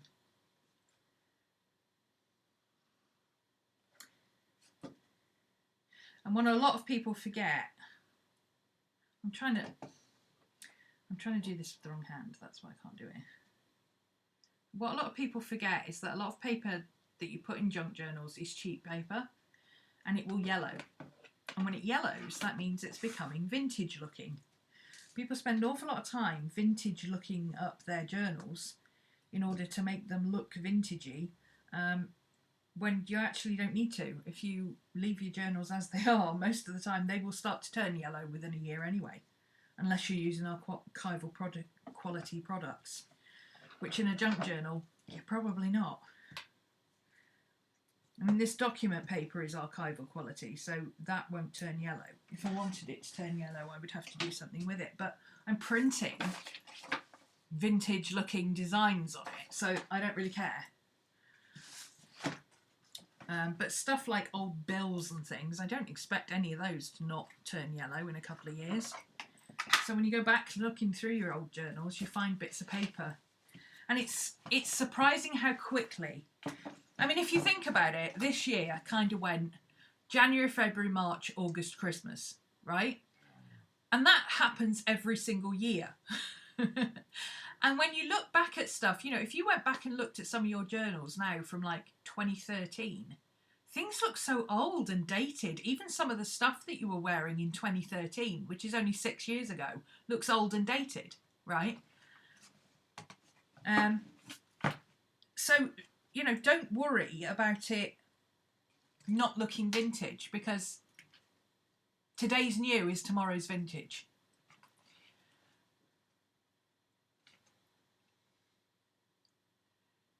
Can still... You were confused there wasn't a class today, and then you realised it was Friday and you missed the class yesterday. I nearly missed the class yesterday, so I wouldn't worry about it, Katie.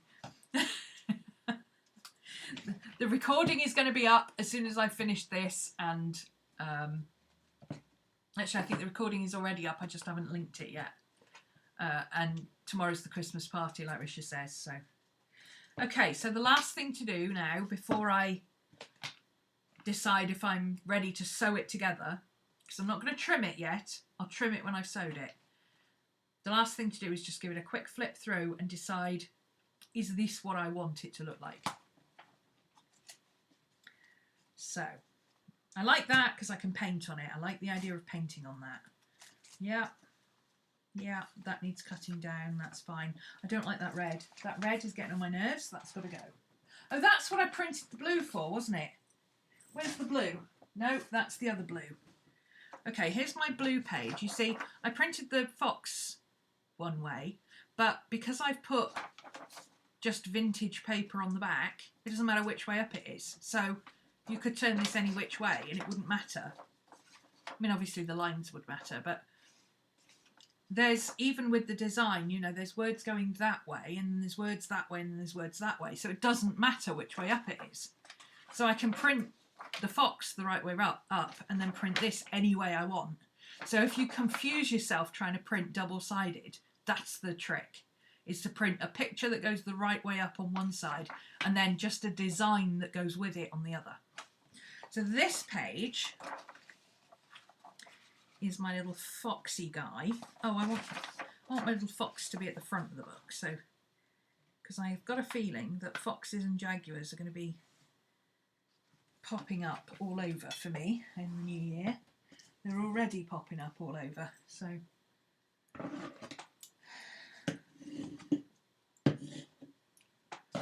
that one was going to go up here where we took out that white page, wasn't it? So that was under here, I think. Yeah, I had the two layered and I had this, and it just looks bitty. It's too confusing to the eye. So if I put that in there, that's got a little bit of something, but it's not white, but it's got something. That's much better. See, that almost creates a border around that page now. Looks much prettier. And because it's not overly fussy, it's not clashing with this. And then it matches the blue in there. And then when you go this way, you've got the blue and the blue and that blue there. I don't normally stick to one colour for journals. I usually kind of throw things together, but I know that I used blue last January and I absolutely loved it. It's a January thing that I do. I think I could do something in the middle there. I mean, I like that, but I don't like the fact that these two pages are the same size. So how can I move that about? Okay, what if I, oh, here we go. Here's how I can create a bit of variety. So I've got lots and lots of white and some black, and lots of white and some blue and black, and then I've got lots and lots of white. So let's take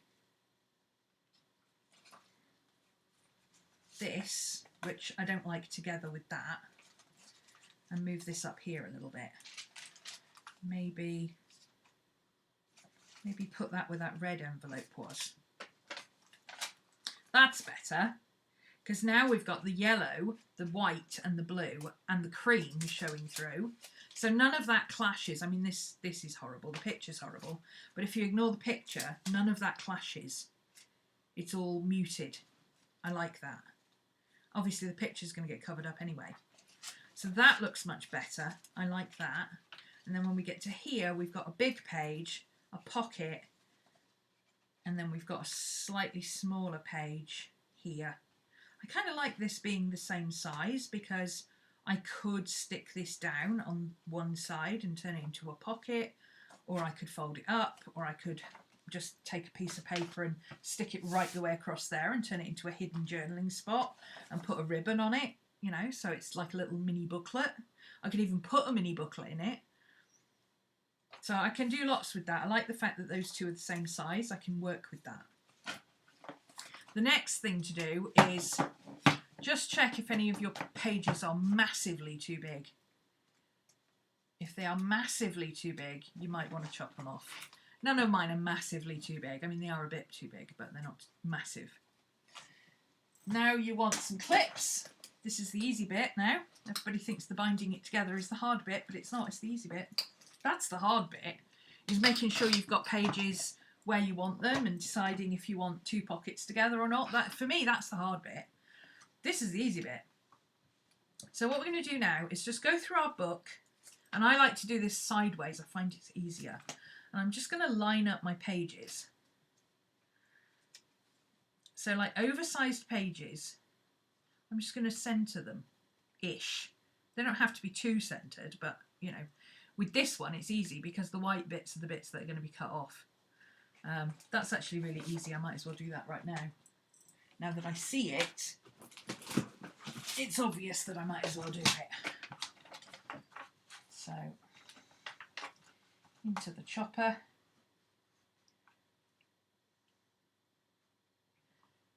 Chopty chopty. And into the chopper.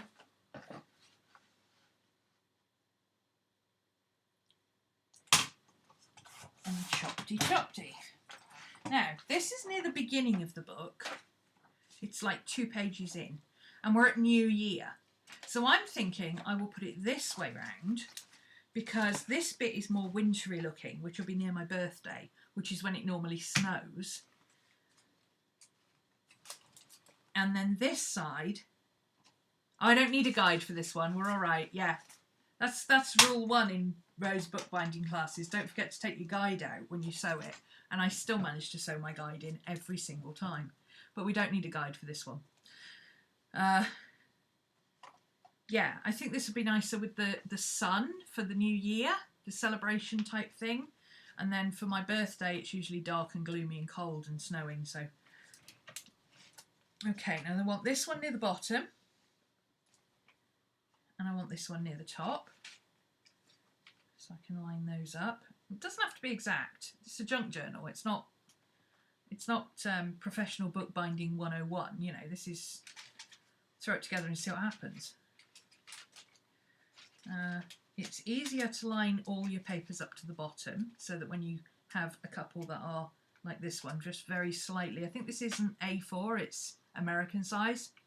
So it's slightly shorter and slightly wider. So I'll just have to trim that bit off a bit. This is 8 inches instead of 8 1/4. So again, that's slightly shorter. So I'll just move that up so it's centered. I want these in the center. So let's do this. I'm gauging it according to those lines and trying to do it that way. It doesn't have to be exact. That's just the way I'd like it to look, you know, layered like a waterfall. See, you've got a kind of a waterfall effect on all sides then.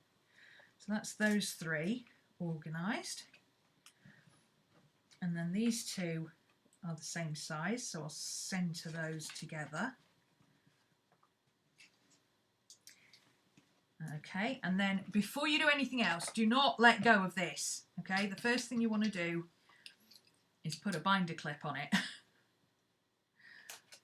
before you do anything else.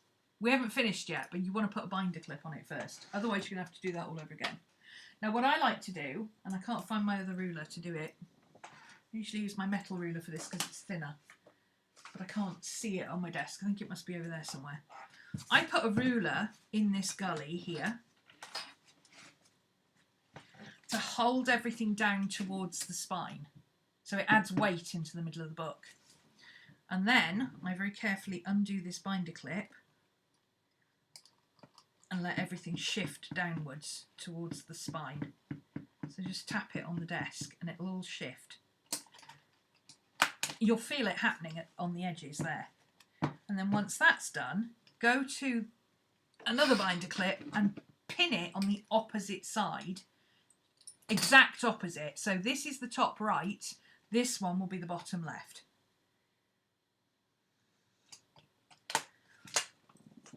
Now, because you put that ruler in it, it's not going to lie flat anymore. It's not going to lie flat until it's bound because these binder clips are stopping it. So don't worry that it looks like this. If it looks like this, that's about right. Okay. Last thing we need to do. Again, this is like I said, this is the easy bit. You want your awl, which I neglected to get out because I forgot I was going to use it.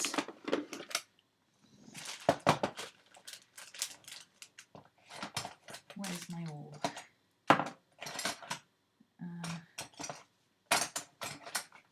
I'll keep those out because I need those to fix my bracelet. Where's my awl?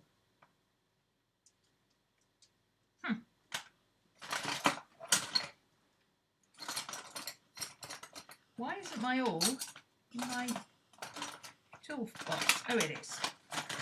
It is. I just couldn't see it because it didn't have its bit of cardboard on the end, so I couldn't see it.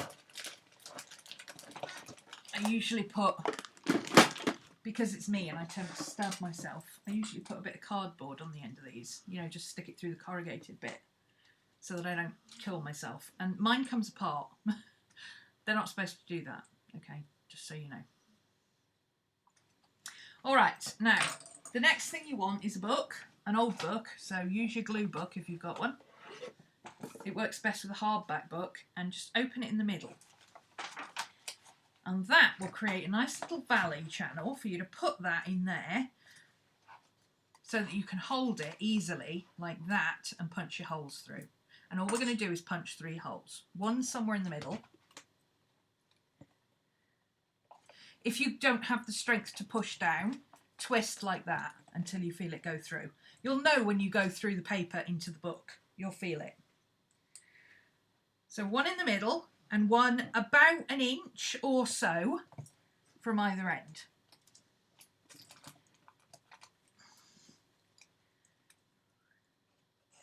Let's say about there. See, you don't need a template for this one because it's only 3 holes. If you can't do one hole roughly in the middle and one about an inch from either end, book binding is not for you. Okay, I'm pretty sure most people can handle that. Do not take your binder clips off. I've done that. Now in theory, if you've put having weighted all your papers down to the spine and clipped them and allowed them to stay like this, when you turn your book over, you should find that all of your holes go right through the middle of your spine. Oh, I'm a tiny bit off there. Oh, how annoying. Just a tiny bit off on that one piece. I'll make that hole just a little bit bigger so it swings round to the spine. There you go. I got 2 spot on, and then that third one just didn't. That was the first one. It's probably because I wasn't holding it far enough. Anyway, next you want your sewing needle. Use a big needle with a big eye. Just, okay, don't try and faff about with small needles. Okay, get a bodkin. This is a tapestry needle, which is pointed but it's thick. You can also use a darning needle, which is pointed but very thick, or you can use a bodkin, which is this sort of thickness but completely blunt.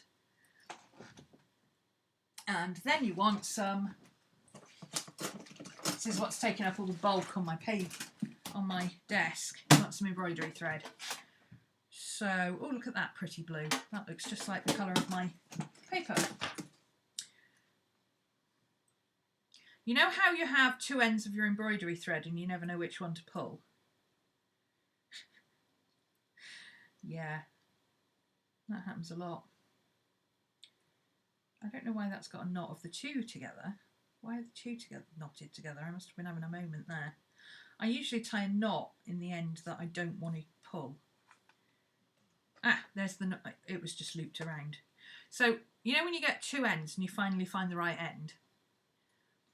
Tie a reef knot, just like a slip knot. So you twist it and then you pull that bit up through the middle so that when you pull it like that, it disappears. Okay? Twist, pull it up through the middle, pull it loose, pull it tight, so you've got a loop. Not that end. Not that end. Don't pull that end. I know.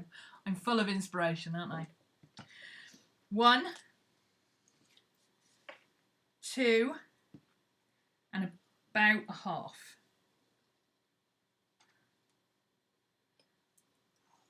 If you want to put dangles and things on your book, or you want to use it to put it into another book, then do go for 3 or 4 lengths, but you're going to have long tassels on the back of your book. Okay, now, I've seen a lot of people get very confused with this figure of 8 thing. So I'm going to show you a way of doing it that means it's not confusing. Question 1. Do you want your tassels, because you're going to have a knot, do you want your knot in your string to be on the inside or the outside? That's the first question. I think for this one, I'm going to leave mine on the outside. I'm not a big fan of knots on the inside. It kind of annoys me. So, whichever side you decide, whichever way you decide, the long thread is going to go on the side of the tassels, okay? So if I sew it this way, by the time I loop my things around and bring them through the middle, I'm going to have a knot here. I don't want that. So I'm going to turn it this way. So my long thread will be at the back. Position it so it's about halfway along the thing, and then push your needle down through one end so it comes up on this side, and hold on to this end. Okay? You don't want to pull it all the way through. She says pulling it all the way through. And then this one will go back up through the middle. Like that. Pull it so that you've got a nice amount of thread here. Okay. Turn it round. We're going to do the same thing. So thread your needle.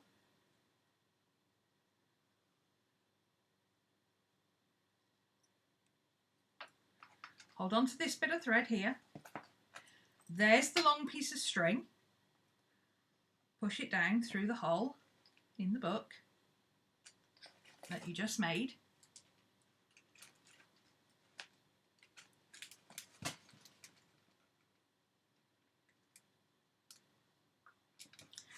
happened there?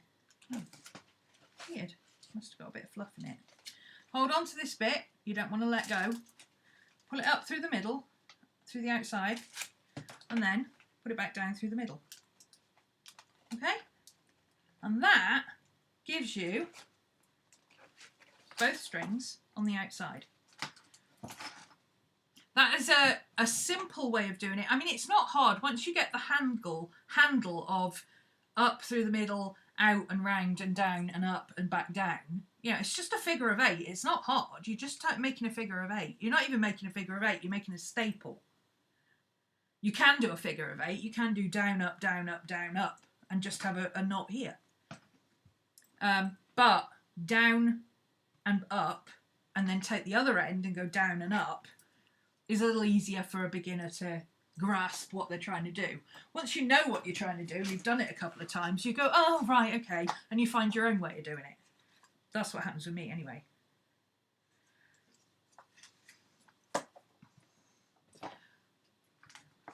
You use a tapestry needle to sew your crochet needles together, crochet squares together. It's much easier. Oh, I crochet mine together as I go.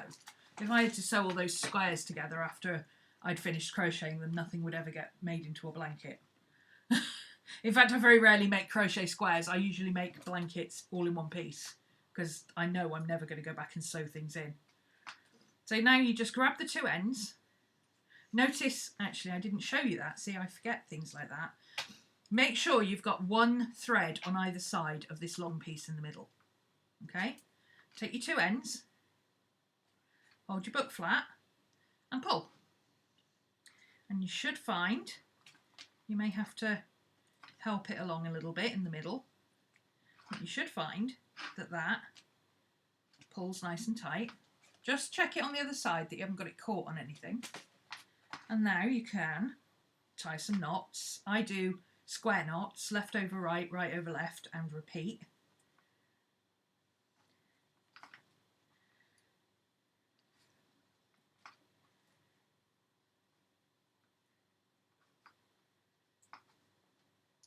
The reason I like to leave my bits on the outside rather than on the inside is because I use these to bind them into a book afterwards. So if this is January's junk journal, then February's junk journal will be about the same, and then I can make a cover and bind them all in together. So these become signatures instead of booklets. See, I told you you could call a booklet a signature if you wanted to. It all depends what you do with it afterwards. But this can be just a book on its own. This could be a finished book. Put a couple of tassels or maybe a charm or some beads or stuff on this if that's what you want to do. If not, throw a bit of glue on that knot, wait for it to dry and then chop it off. Or just leave it like this, you know, if you like dangles. I don't like dangles. I tend to just... Yeah, it's just easier than trying to... If you're a sewer, the whole concept of the figure of 8 pamphlet stitch is obvious because you're used to going in, out, in, out, in, out, turn around, in, out, in, out. That's how you do it. So sewing together a book is kind of natural for a sewer. But if you're not a natural sewer, this is a much easier way of doing it. I'm just looping this around here just so it won't get in my way and bug me. Because if it does, I will chop it off. But I want to use it later to bind it into a book. So I just spend a little bit of time doing that, and then eventually it'll all be wound in there, and then I won't have to think about it. And then when I want to use it, I can just pull it. Now it still won't lay flat. Why is it still not laying flat, you're asking yourself at this point? I've been here. I know. Why is it not laying flat? Why is it still... Because it won't lay flat until you release the kraken. I mean, the pages. Now it lays flat. See? Don't rush yourself. Just take your time. Think about the steps. If you follow the steps, you cannot go wrong. But you have to do all the steps, and all the steps includes removing your binder clips. Don't panic until you're finished, and then you close your book and it doesn't close, or it doesn't open, or something like that, or you know you've got bits sticking out here, and then you go, oh crap, what did I do? Now I've got one bit of paper up here that is a little bit too tall, but I don't want to chop my ends of my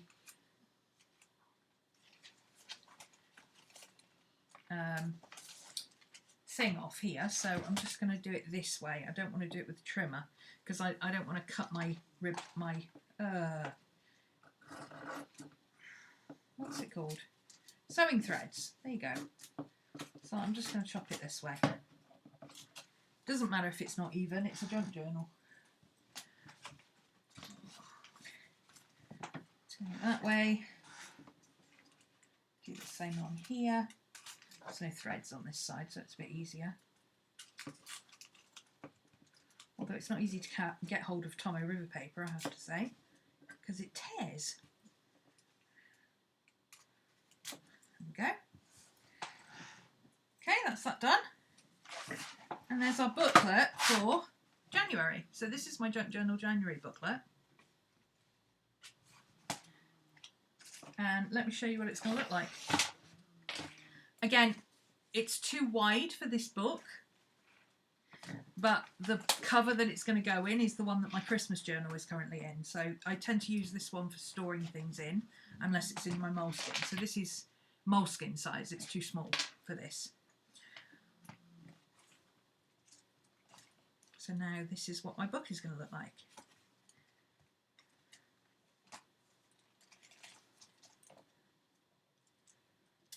And even at this stage, you can look at things and go, oh, I really don't like that bit of paper, and just tear it out. But I prefer not to do anything like that until I get to actually working in the book. I don't normally bind my books until I've finished. I would normally just shove them in the holder and then I can move the pages about. But I wanted you to see that it is easy to just make a simple book. And of course, if you like plain paper, you can do this with plain paper, okay? You could use watercolour paper, all those watercolour sheets you've got, fold them all in half, put them all inside each other, sew them all together, and then all you've got to do, if you want it neat on the edge, because water paper is quite thick, it will create a waterfall effect at the edge, all you do is just trim them off with your trimmer or your scissors or whatever. Just chop them off and it'll all be nice and neat, and then you've got a little sketchbook for your traveller's notebook, right? Lisa's just sewn her first booklet together. Awesome! Fantastic! I love it.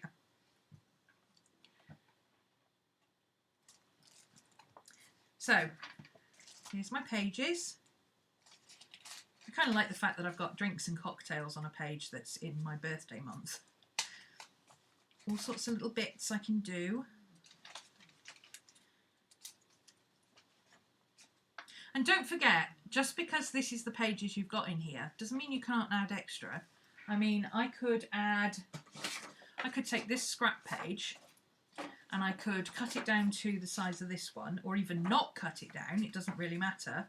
Stick that on there, tip it in like that, and then, oh look, I've got another tip-in page. Got another page. Okay, you don't have to worry about, oh, but I don't think I've got enough pages, especially if you're using the 8-sheet book for the 1 month. It feels really thin, but trust me, when you finish with the junk journal, it will not feel thin. Okay. Yeah, the fox is beautiful, isn't he?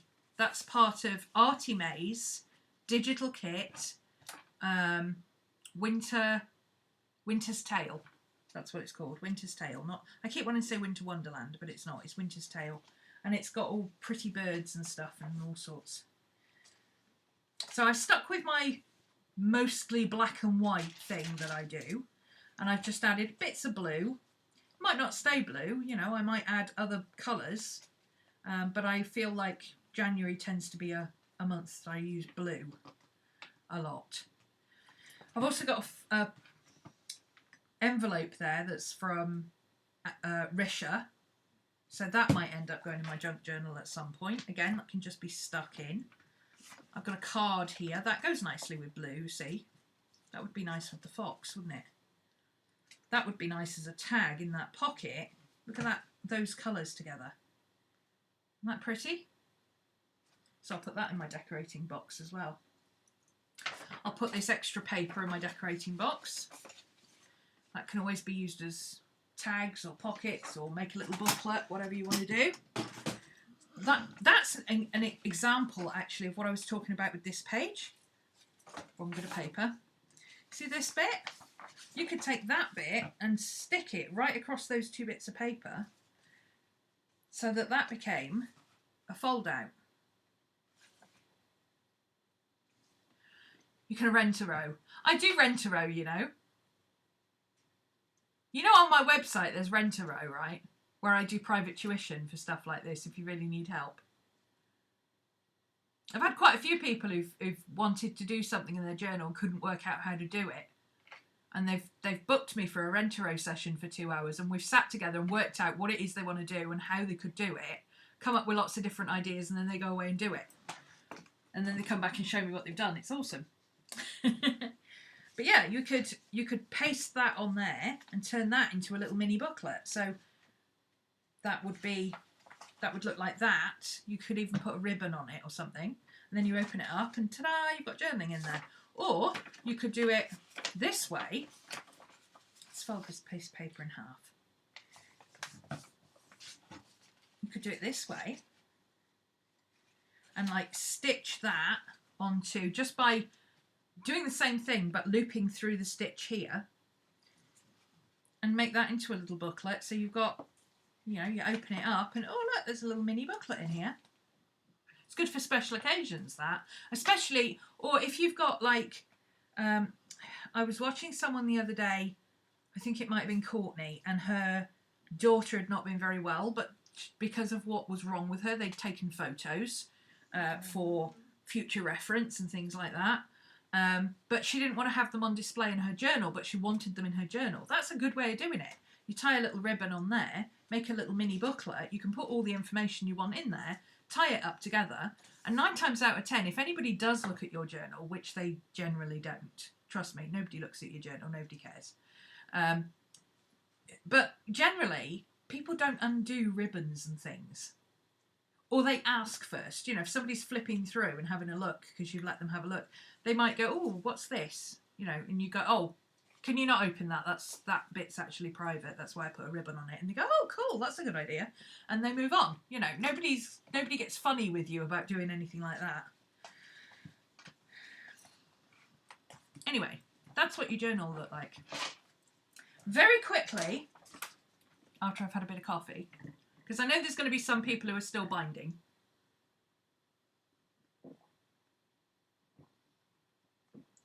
That's what they're actually called. It was a suggestion from Andrea, where she said, do you do private tutorials? And I said, no, but I can. And she said, well, I want to book you for a rent-a-row session. How do I do that? And that's what they got called. So now I'm on my website. It's in with my tarot readings and astrology readings. It's on my website as rent-a-row, in which I do, you know, say if you're... I've had somebody who was doing spell work and wanted some help with correspondences and putting it together and all that kind of stuff. And I helped her out with that. I've had people do tutorials where they've had something specific they want to draw, but they don't know how to go about it. I've had people help whether we've put... I did one... For one girl, I did a digital collage. She knew what she wanted to draw, but she couldn't find a reference picture of it. So she told me what she wanted to draw, and I put together a digital collage for her to use as a reference. That was so much fun. And then it was such a good idea, I did it in class as well. You know what? I'm going to do this as well today, because it doesn't matter that I'm doing a long session. I'm quite happy doing a long session. I'm going to do this today as well because I need to do this. But also, very quickly, because Evelyn's here and she'll just laugh, and I know that's why she's here, to actually watch live, because she wants to see this. So this is my beautiful, beautiful vintage Windsor lock. This is my unicorn. I spent a long time trying to find this because my dad had one back in the 80s or 90s, late 80s, I think. These were one of the first executive ones, and he had a beautiful sort of chestnut leather one. It was really nice. And this is my unicorn. And the reason it's my unicorn is because it's got a clip with the long thing. You know, you can put 30mm rings in this because it's got an extra wide spine and it'll still close. So, I mean, there's a heck of an overlap on that, even with paper in it. So you can put a lot of paper in this thing. That also means you can put a lot in the pockets and inside it, because it's also got a zip. But it's a regular size. It's slightly taller, but it's no wider. It's an original. Oh yeah. It's so old. It's got, inside this pocket here, I don't know if you'll be able to see it, but inside this pocket here, it's got the original silk Filofax lining with the Filofax logo on it. There you go. You can just about see it. Oh, you can see it here. It's got it here. It's got the original silk Filofax. This is like the executive ones. These are, unfortunately, the leather's cracking. I need to do some leather care on it pronto, because that's how old it is. It really, really needs some leather care super quickly. But yeah, it's beautiful. It's got lots of pockets, which I'm going to put my cards and things in. This pocket fits my... Oh, I don't have it with me. My phone. I've got a iPhone 5S with a magnetic case on it, so it's quite thick. It's about the size... Actually, it's about the size of one of these. And that fits in there perfectly. And I can still close it because it's got a long clasp and a zip. Obviously my cards will go in there. This is going to be my everyday carry for a while. This bit is for cash, and I've just got a couple of stickers in there because I do like my little planner stickers. I use my grey highlighter, mild lighter, which when I'm using my Filofax, obviously you can't turn pages on it like this, but you just have to take that out, and usually if I'm using it, I'm using this. So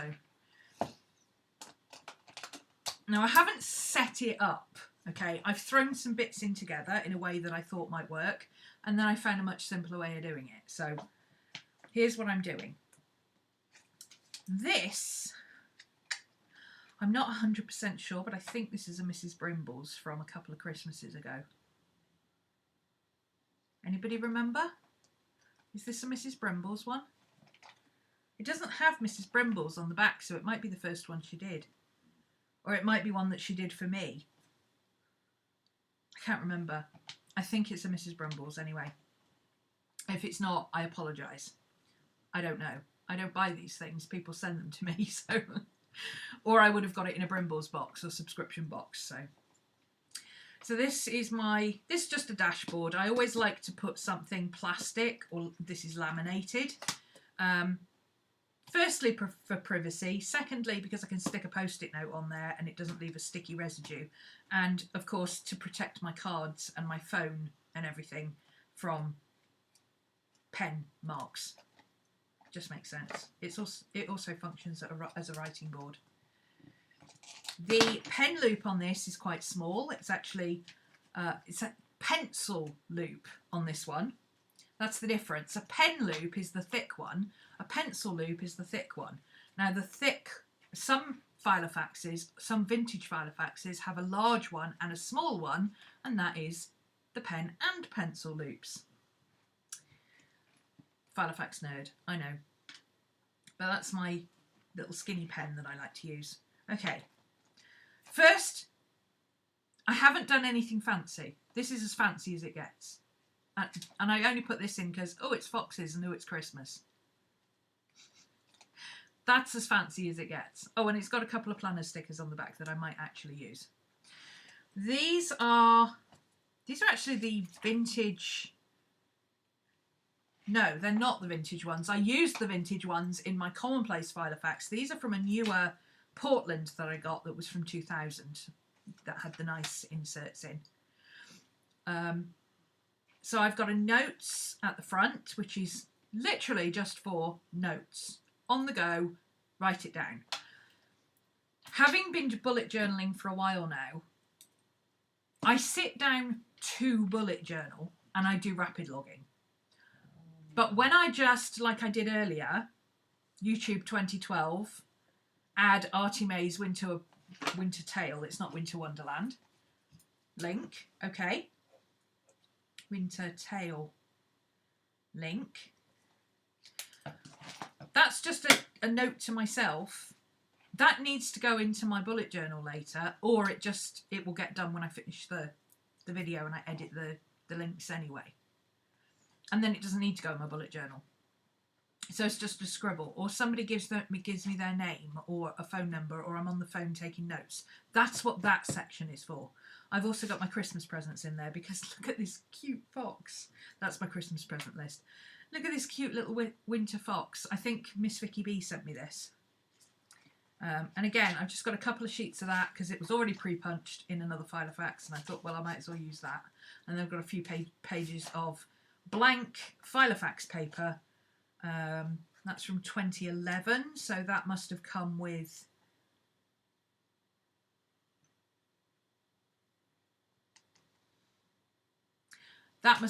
my red Filofax Lux that I bought, because I don't buy Filofax inserts. I don't like Filofax inserts. I may change the tabs on these at some point, but for right now they're serving their function, and I don't really care about tabs anyway. I've got a small section here that is for information. So the yellow sheet will be very important information that I need to know, like my dog's emergency numbers and chip numbers for if they go walkabout and I have to report them missing, my car insurance number and the phone number to call for the breakdown service, my medical number, that kind of stuff. Really important. Next of kin. All of that kind of stuff will go on that yellow sheet. And I will be very careful about what I put on there. So probably things like numbers and things that I might need in an emergency will go on the front, and then next of kin will go on the back, so that I don't ever have to show that information on when I'm flipping through. I've then got a couple of sheets of purple paper which will be personal information.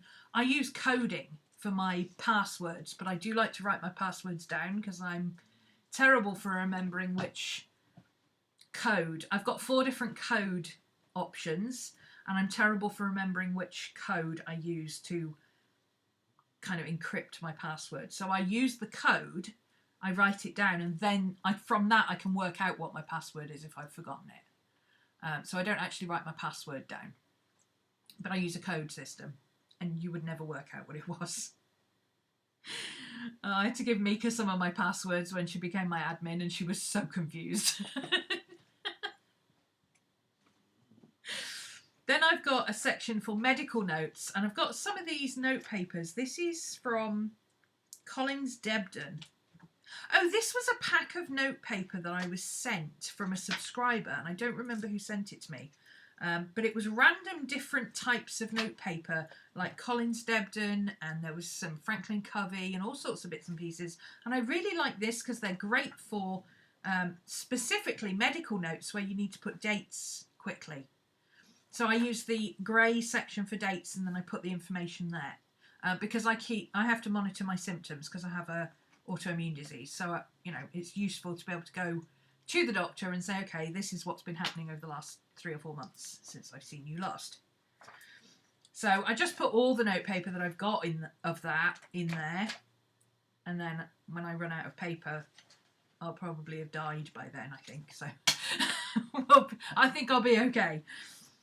Then I've got my diary section, which is my bullet journal. And my bullet journal is split into 2 sections. Ignore that bit at the back. My bullet journal is split into 2 sections. I've got this section, which is the diary section, and I've got this section, which is the projects section.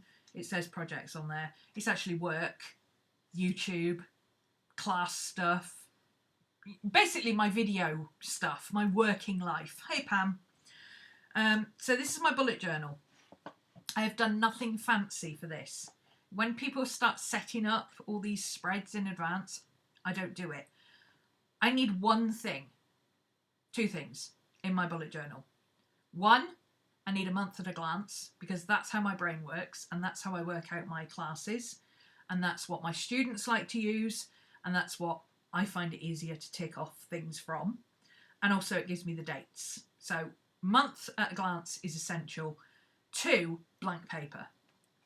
So what I've done, I've got this, this is Pooh Bear. It's from A Little Book of Wisdom from Pooh Bear. And I loved this page. It says, plan ahead. Many a bear going out on a warm day would never think of bringing a little something with him. It's Winnie the Pooh with a little honey pot. And then on the back, this is so sweet. It says, have a friendly day. When you've been walking in the wind for miles and you suddenly go into somebody's house and he says, hello, Pooh, you're just in time for a little smackerel of something. And there you are. Then that's what I call a friendly day. I love that. I think it's so cute. That kind of sums me up, I think. So, the other thing I need is a year at a glance.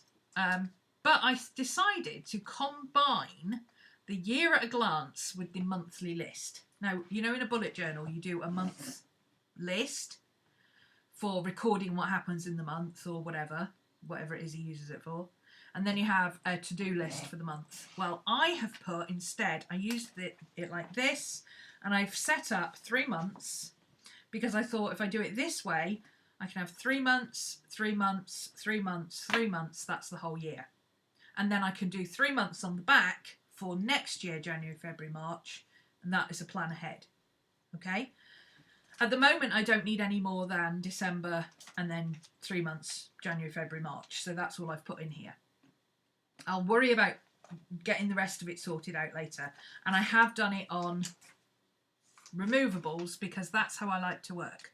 I will reinforce this at some point with a bit of sellotape so that it's less likely to tear. But at the moment, it's holding up fine. And I've done it so that it folds out, so that I've got, at the moment, obviously I'm using December. I haven't written any of this in yet. But that will be my December month at a glance, and I'll write in any notes that I want to make. I have tiny writing. I can do that. You might need to have, like, one. Yeah. I could do with the whole year, but at the moment, I only need 3 months, so I haven't set up more than 3 months. Because there's a good chance that by the time I get to January... See you later, Ish.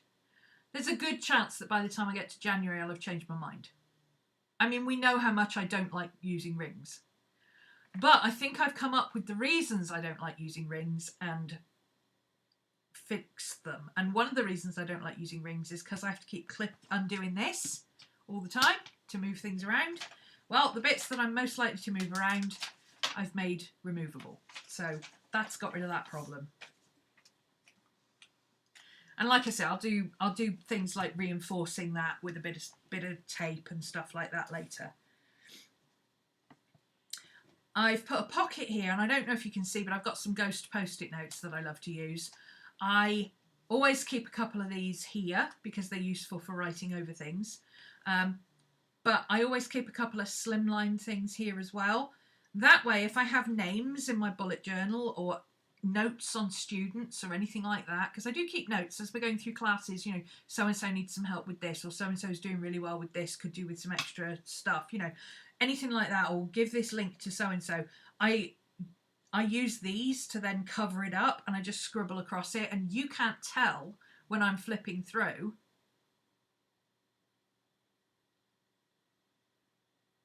I don't think Evelyn... Oh, Evelyn's going now. Her pizza's ready. Okay. Yeah, it's pizza and scary movie night.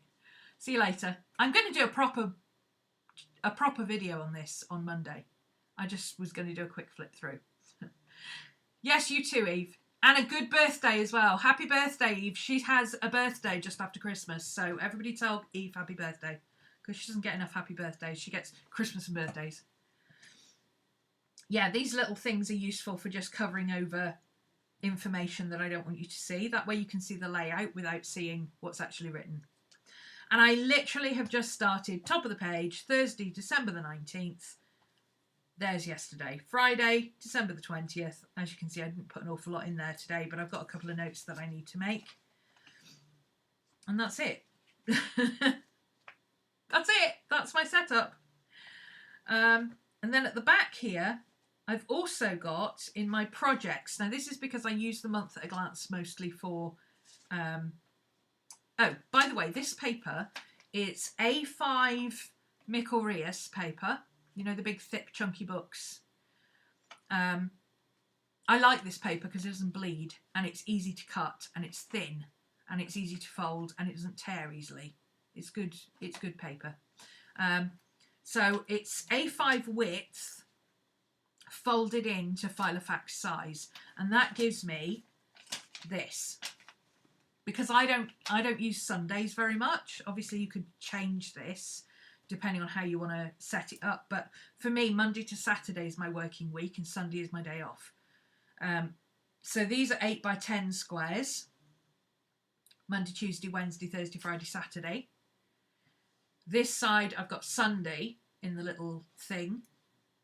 And then on this side, instead of drawing the lines across, I just left it blank, and I've done that for the month.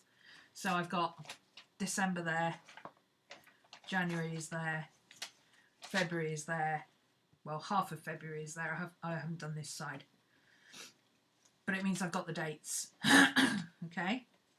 And again, I've only set up what I think I need. So at the moment, I'm planning ahead for January and February, or I will be over Christmas. So I've only done December and January, and then I've got enough of February to be able to work out what the dates are if I want to put things in or pencil things in. So I'm planning, my voice is going, I'm planning January, but I'm penciling in February because things are always in flux. Okay, so that's what I've got in there. And again, these are all removable. When I cut down the paper, for those who want to know, I cut 3 squares off the bottom and I think 8, it was either 8 or 6 squares off the top. And this bit, when you do a normal size page, this bit is these offcuts. And I thought I would use these.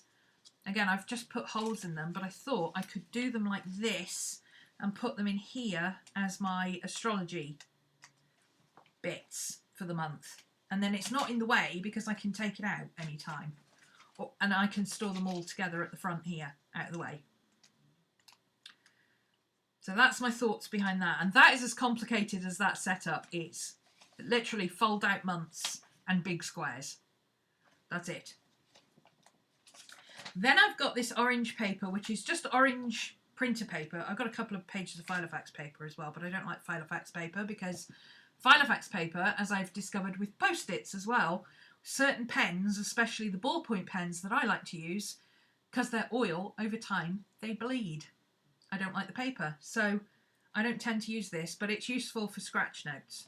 This is proper paper. I had a few sheets of it, so I printed some lines on it and cut it up.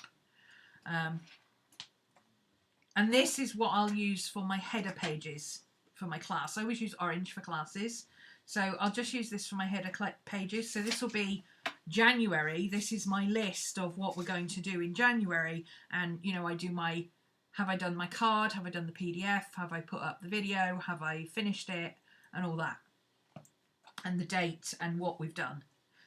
And then in between, I've just got some more of these, and I'll just put these in as notes in between.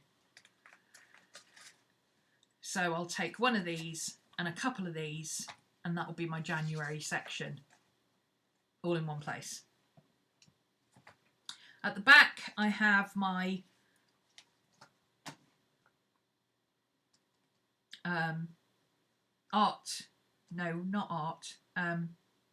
address. There we go, that's the word I was looking for. Address book, which I've got a couple of sheets of website pages as well, because I use those if I'm doing links for YouTube videos. So like I put down Meg Journals, and this is just the www, the at, and the information. So this is really useful because like I put Meg Journals in the description today because she's the other one who's done a video and she's doing the Junk Journal January challenge. So I can put her YouTube video there, link there. I can put her at on Instagram there, and I can put the information, Meg Journals, Junk Journal January. right? So that's nice and easy. And then that I've got that information for when I do future videos. If I need to, oh, where's Meg's website information? Oh, there it is. Same with Artie Maze. So when I get around to putting Artie Maze in the links description, I'll put her links as well in there. The rest of it, I'm not going to show you, but I just put blank notepaper in there and I just write people's addresses on as they, or like, I can show you that one there. See, Mrs. Brimble sent me something and I just took the sticker off the back of her box and stuck it in here. If people send you address stickers, that's what goes in my address book. I don't bother writing it out again because who's got time for that? And then in front of my address section, I've got a financial section. And this is just bill tracking. That's all it is. I have a complete A5 financial filofax set up that has all of my information. Hola.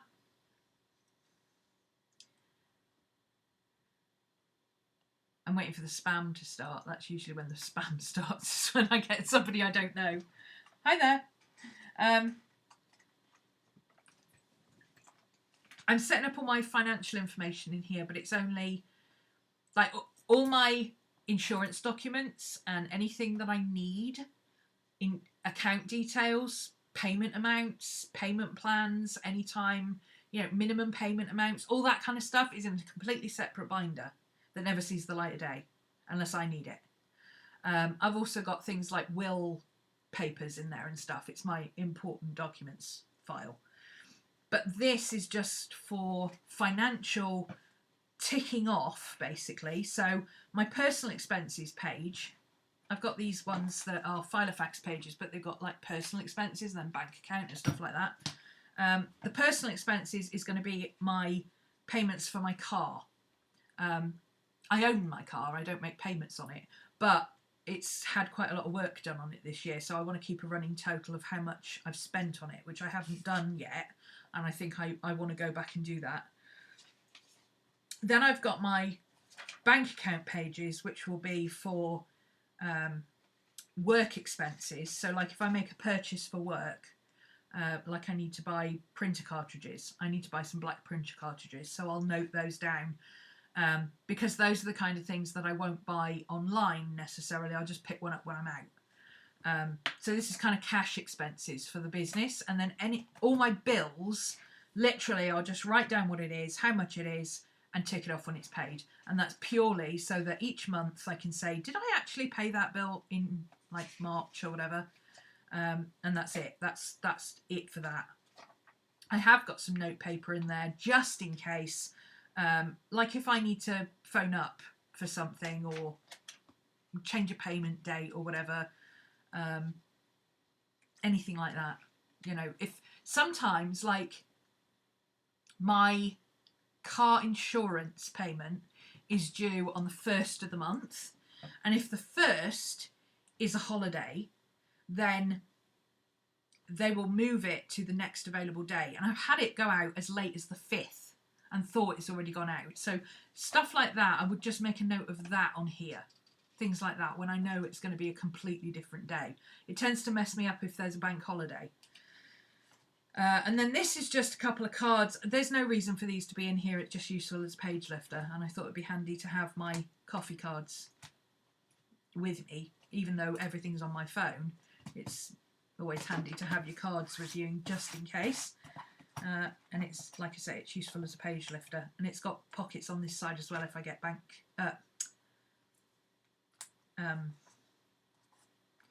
what's the word? Business cards. Business cards. Actually, I need to put one in there for my mechanic. So that's what I'm working with. That's it. That's all I've got set up. And the idea is that it's going to be capture stuff. And in this notes section, that will include current lists like Christmas presents and who I'm sending Christmas cards to, that kind of thing, which I've already done. That's on this paper here. Oh, I've got a list there of... I was watching Keylime set up her...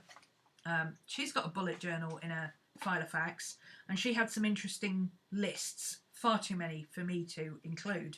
But it was because of her that I thought of putting in an information section that has all my health and VIP stuff in it. So I just wrote down the things that she's got.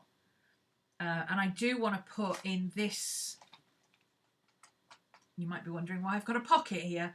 I do want to put in my, I'm going to photocopy, because I'm lazy, the list of the groceries list and menu list that I've already got in my other bullet journal and pop it in here so that when I'm in the shop, I can just pull that out and work off that. I don't need to have it written. I don't need to write it out again. That's flogging a dead horse when I can just, you know, it's fairly new and I can just photocopy it and add to it as I go. I'm also going to put a couple of bits of, I've got some vintage paper that I use and some coffee dyed paper that I use in my commonplace file of facts, which I haven't updated you on in a while. I should probably do a video on that soon as well. So I'll put a couple of bits of paper in here for that, to like capture quotes or make notes of people that I want to look up or stuff like that. And I'll also put a couple of sheets of watercolour paper in here because this is a good size for sketching on, and I quite often sketch on half the size, so it's a bit almost like a square piece, and it's great for then taking out and putting in a junk journal. So I will put a couple of bits of watercolour paper in there. In fact, I've got a bit of, no, that's not it. I've got a bit of watercolour paper that I had in my hand here earlier that I could put in. I may even cut down like something like that. That would fit. Maybe not with the tick tabs. I might have to cut the tabs off, but that little bit would fit. I could put that in my file of facts. And then I've got a little bit that I can write on at some point if I want to, and then I can put that in my junk journal. So my capture section will be all sorts of bits and pieces that may not end up in here. The A5 is too large and the personal size is too small. Yeah, I think that's why a lot of people are de-ringing theirs and putting B6 in. But I don't like B6, and I don't... the whole point of using a file of facts for me is to use a ring system. If I don't want to use a ring system, I'm not going to use a file of facts. That's like saying you want a ring system and then buying a bound book and unbinding it and putting it in a ring system. I don't understand. I mean, you can do that, but I would understand if it was something exclusive like a Hobonichi that you wanted to put in a ring system. That would make sense, but anyway, that's it. Once I've done a little bit more with it, because obviously, as you can see, I literally set this up in about, well, I set it up in about 20 minutes, and then I took another hour to do this and my couple of these. So I spent about maybe an hour and a half on it last night, putting it together, cutting down papers. That was it. I didn't put a huge amount of thought into it, of how I want it set up, because the whole point of a bullet journal, and I've got to give Miss Vicky B a shout out for this, because I was reminded by a very old video from Miss Vicky B, in which she said, I paraphrase, don't get uptight about whether you should swap journals or whatever. As long as you date stuff, you know what it is. I'm like, you know, you got a point there. The whole point of a bullet journal is that you can pretty much pick it up anywhere. If I don't have a huge amount of collections or anything like that, I have ongoing lists, but my ongoing lists are always removable to move into another system. They're always floating. So even in this, if I put my lists of, you know, my orange lists, if I decide I don't want to use it in here, I can just take them out and sellotape them into, washi tape them into my big bullet journal, my moleskin, and use it that way, you know. But I want something that I can put that is, I can carry it in my hand, it's waterproof because it zips up. I've got a clip on it, so just for general day-to-day use, it's a normal file of facts. It's got room for my phone and my cards. It's got room for money if I need it. I never carry coins. If I do carry coins, they end up in the tray in my car. But it's got everything I need. So if I have to go out at a moment's notice, I just pick this up, check that my phone's in it, and I'm gone. And then I've got everything I could possibly need without having to sit there and go, well, I'll take my bullet journal. Oh, but it's in that big binder. Maybe I'll take it out of the big binder because that's a bit heavy. Oh, well, it doesn't fit in that handbag, so maybe I won't. I haven't got time for that. If I need to go out, I need to go out. I can't be bothered with it. So this is going to be more efficient for on the go, I think. And the fact that it's got commonplace stuff and notes and bullet journal stuff that I can take out and put into another book, I think that will work for me. You've signed up for Trello. Where can you join the live tomorrow? Have you signed up for the class? Because tomorrow's... no, sorry. Tomorrow's the Christmas party, isn't it? The Christmas party will be... All the links will be put up sometime tonight or tomorrow. Everyday Carry. EDC, Everyday Carry, yeah. Basically, I want one thing that I can just carry. Because at the moment, I'm going, okay, I want to work in this journal. And I think I want to do a bit in my Christmas journal. And I want to do in my bullet journal. And then this happens. And I'm like, I'm going to need a truck if I have to carry much more. So now, and obviously with my Christmas journal, I can put a couple of Christmas pages in. I can just tuck them into here and put them in. Mostly I'm working on my Christmas journal at my desk, but with this one, you know, I find little bits and pieces in magazines. I can take them out and put them in here, and then when I'm working on this journal at my desk, I can take them out of here and put them in here. That's the idea behind it, so that these big chunky monkeys can stay on my desk, because I'm carrying them all over the place, and it's not working.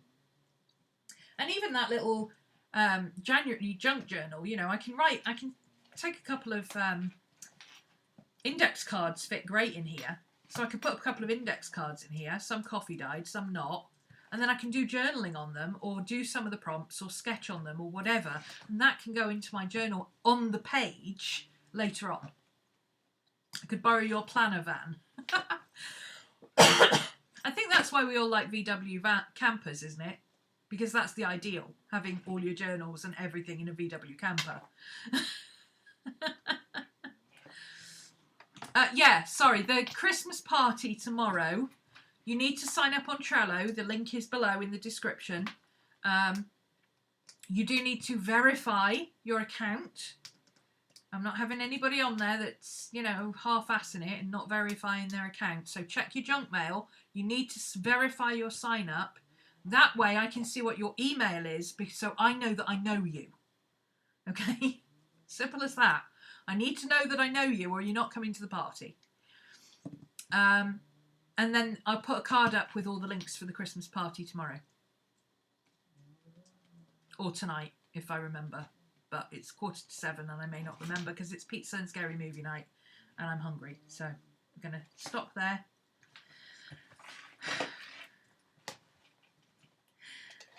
I don't need to do a bullet journal thing now, do I? And I didn't get my box done either. Try in your junk email. It might be in your spam box. If it's not, sign into Trello and do it again. And there's also a contact thing on there that you can just buzz them, but obviously with it being Christmas, you know, you might not get an answer, but don't worry, if I know you, it's fine, and presumably I'll know you by your username. So you made it for the very end, Sue. Hi.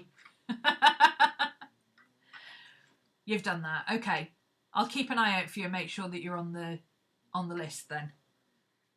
It just means you won't be able to post on the board or anything until you've confirmed your email. So sometimes it takes a while to come through as well. Mine took 3 days and I'm an admin.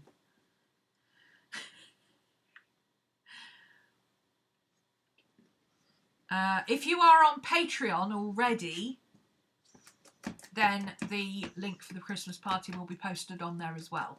So if you're a $1 patron on Patreon, you will automatically get the link for the Christmas party anyway. So you don't need to sign up for Trello if you don't want to. Because I know a lot of the $1 ones don't really bother. They just want to watch the videos, which is fine. And I appreciate that you pay me $1 so that you can watch my videos without ads. That's what the $1 is for. The $1 tier on my Patreon is purely so that I put up these replays without adverts on Patreon. So you pay $1 a month and you get the videos without adverts. And if I film anything in advance, you get it a day or two early.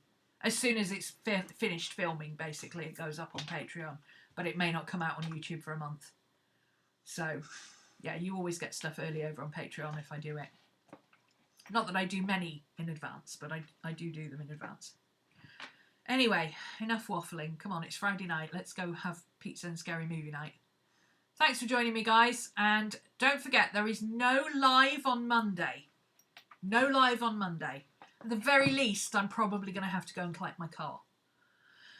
That'll be fun.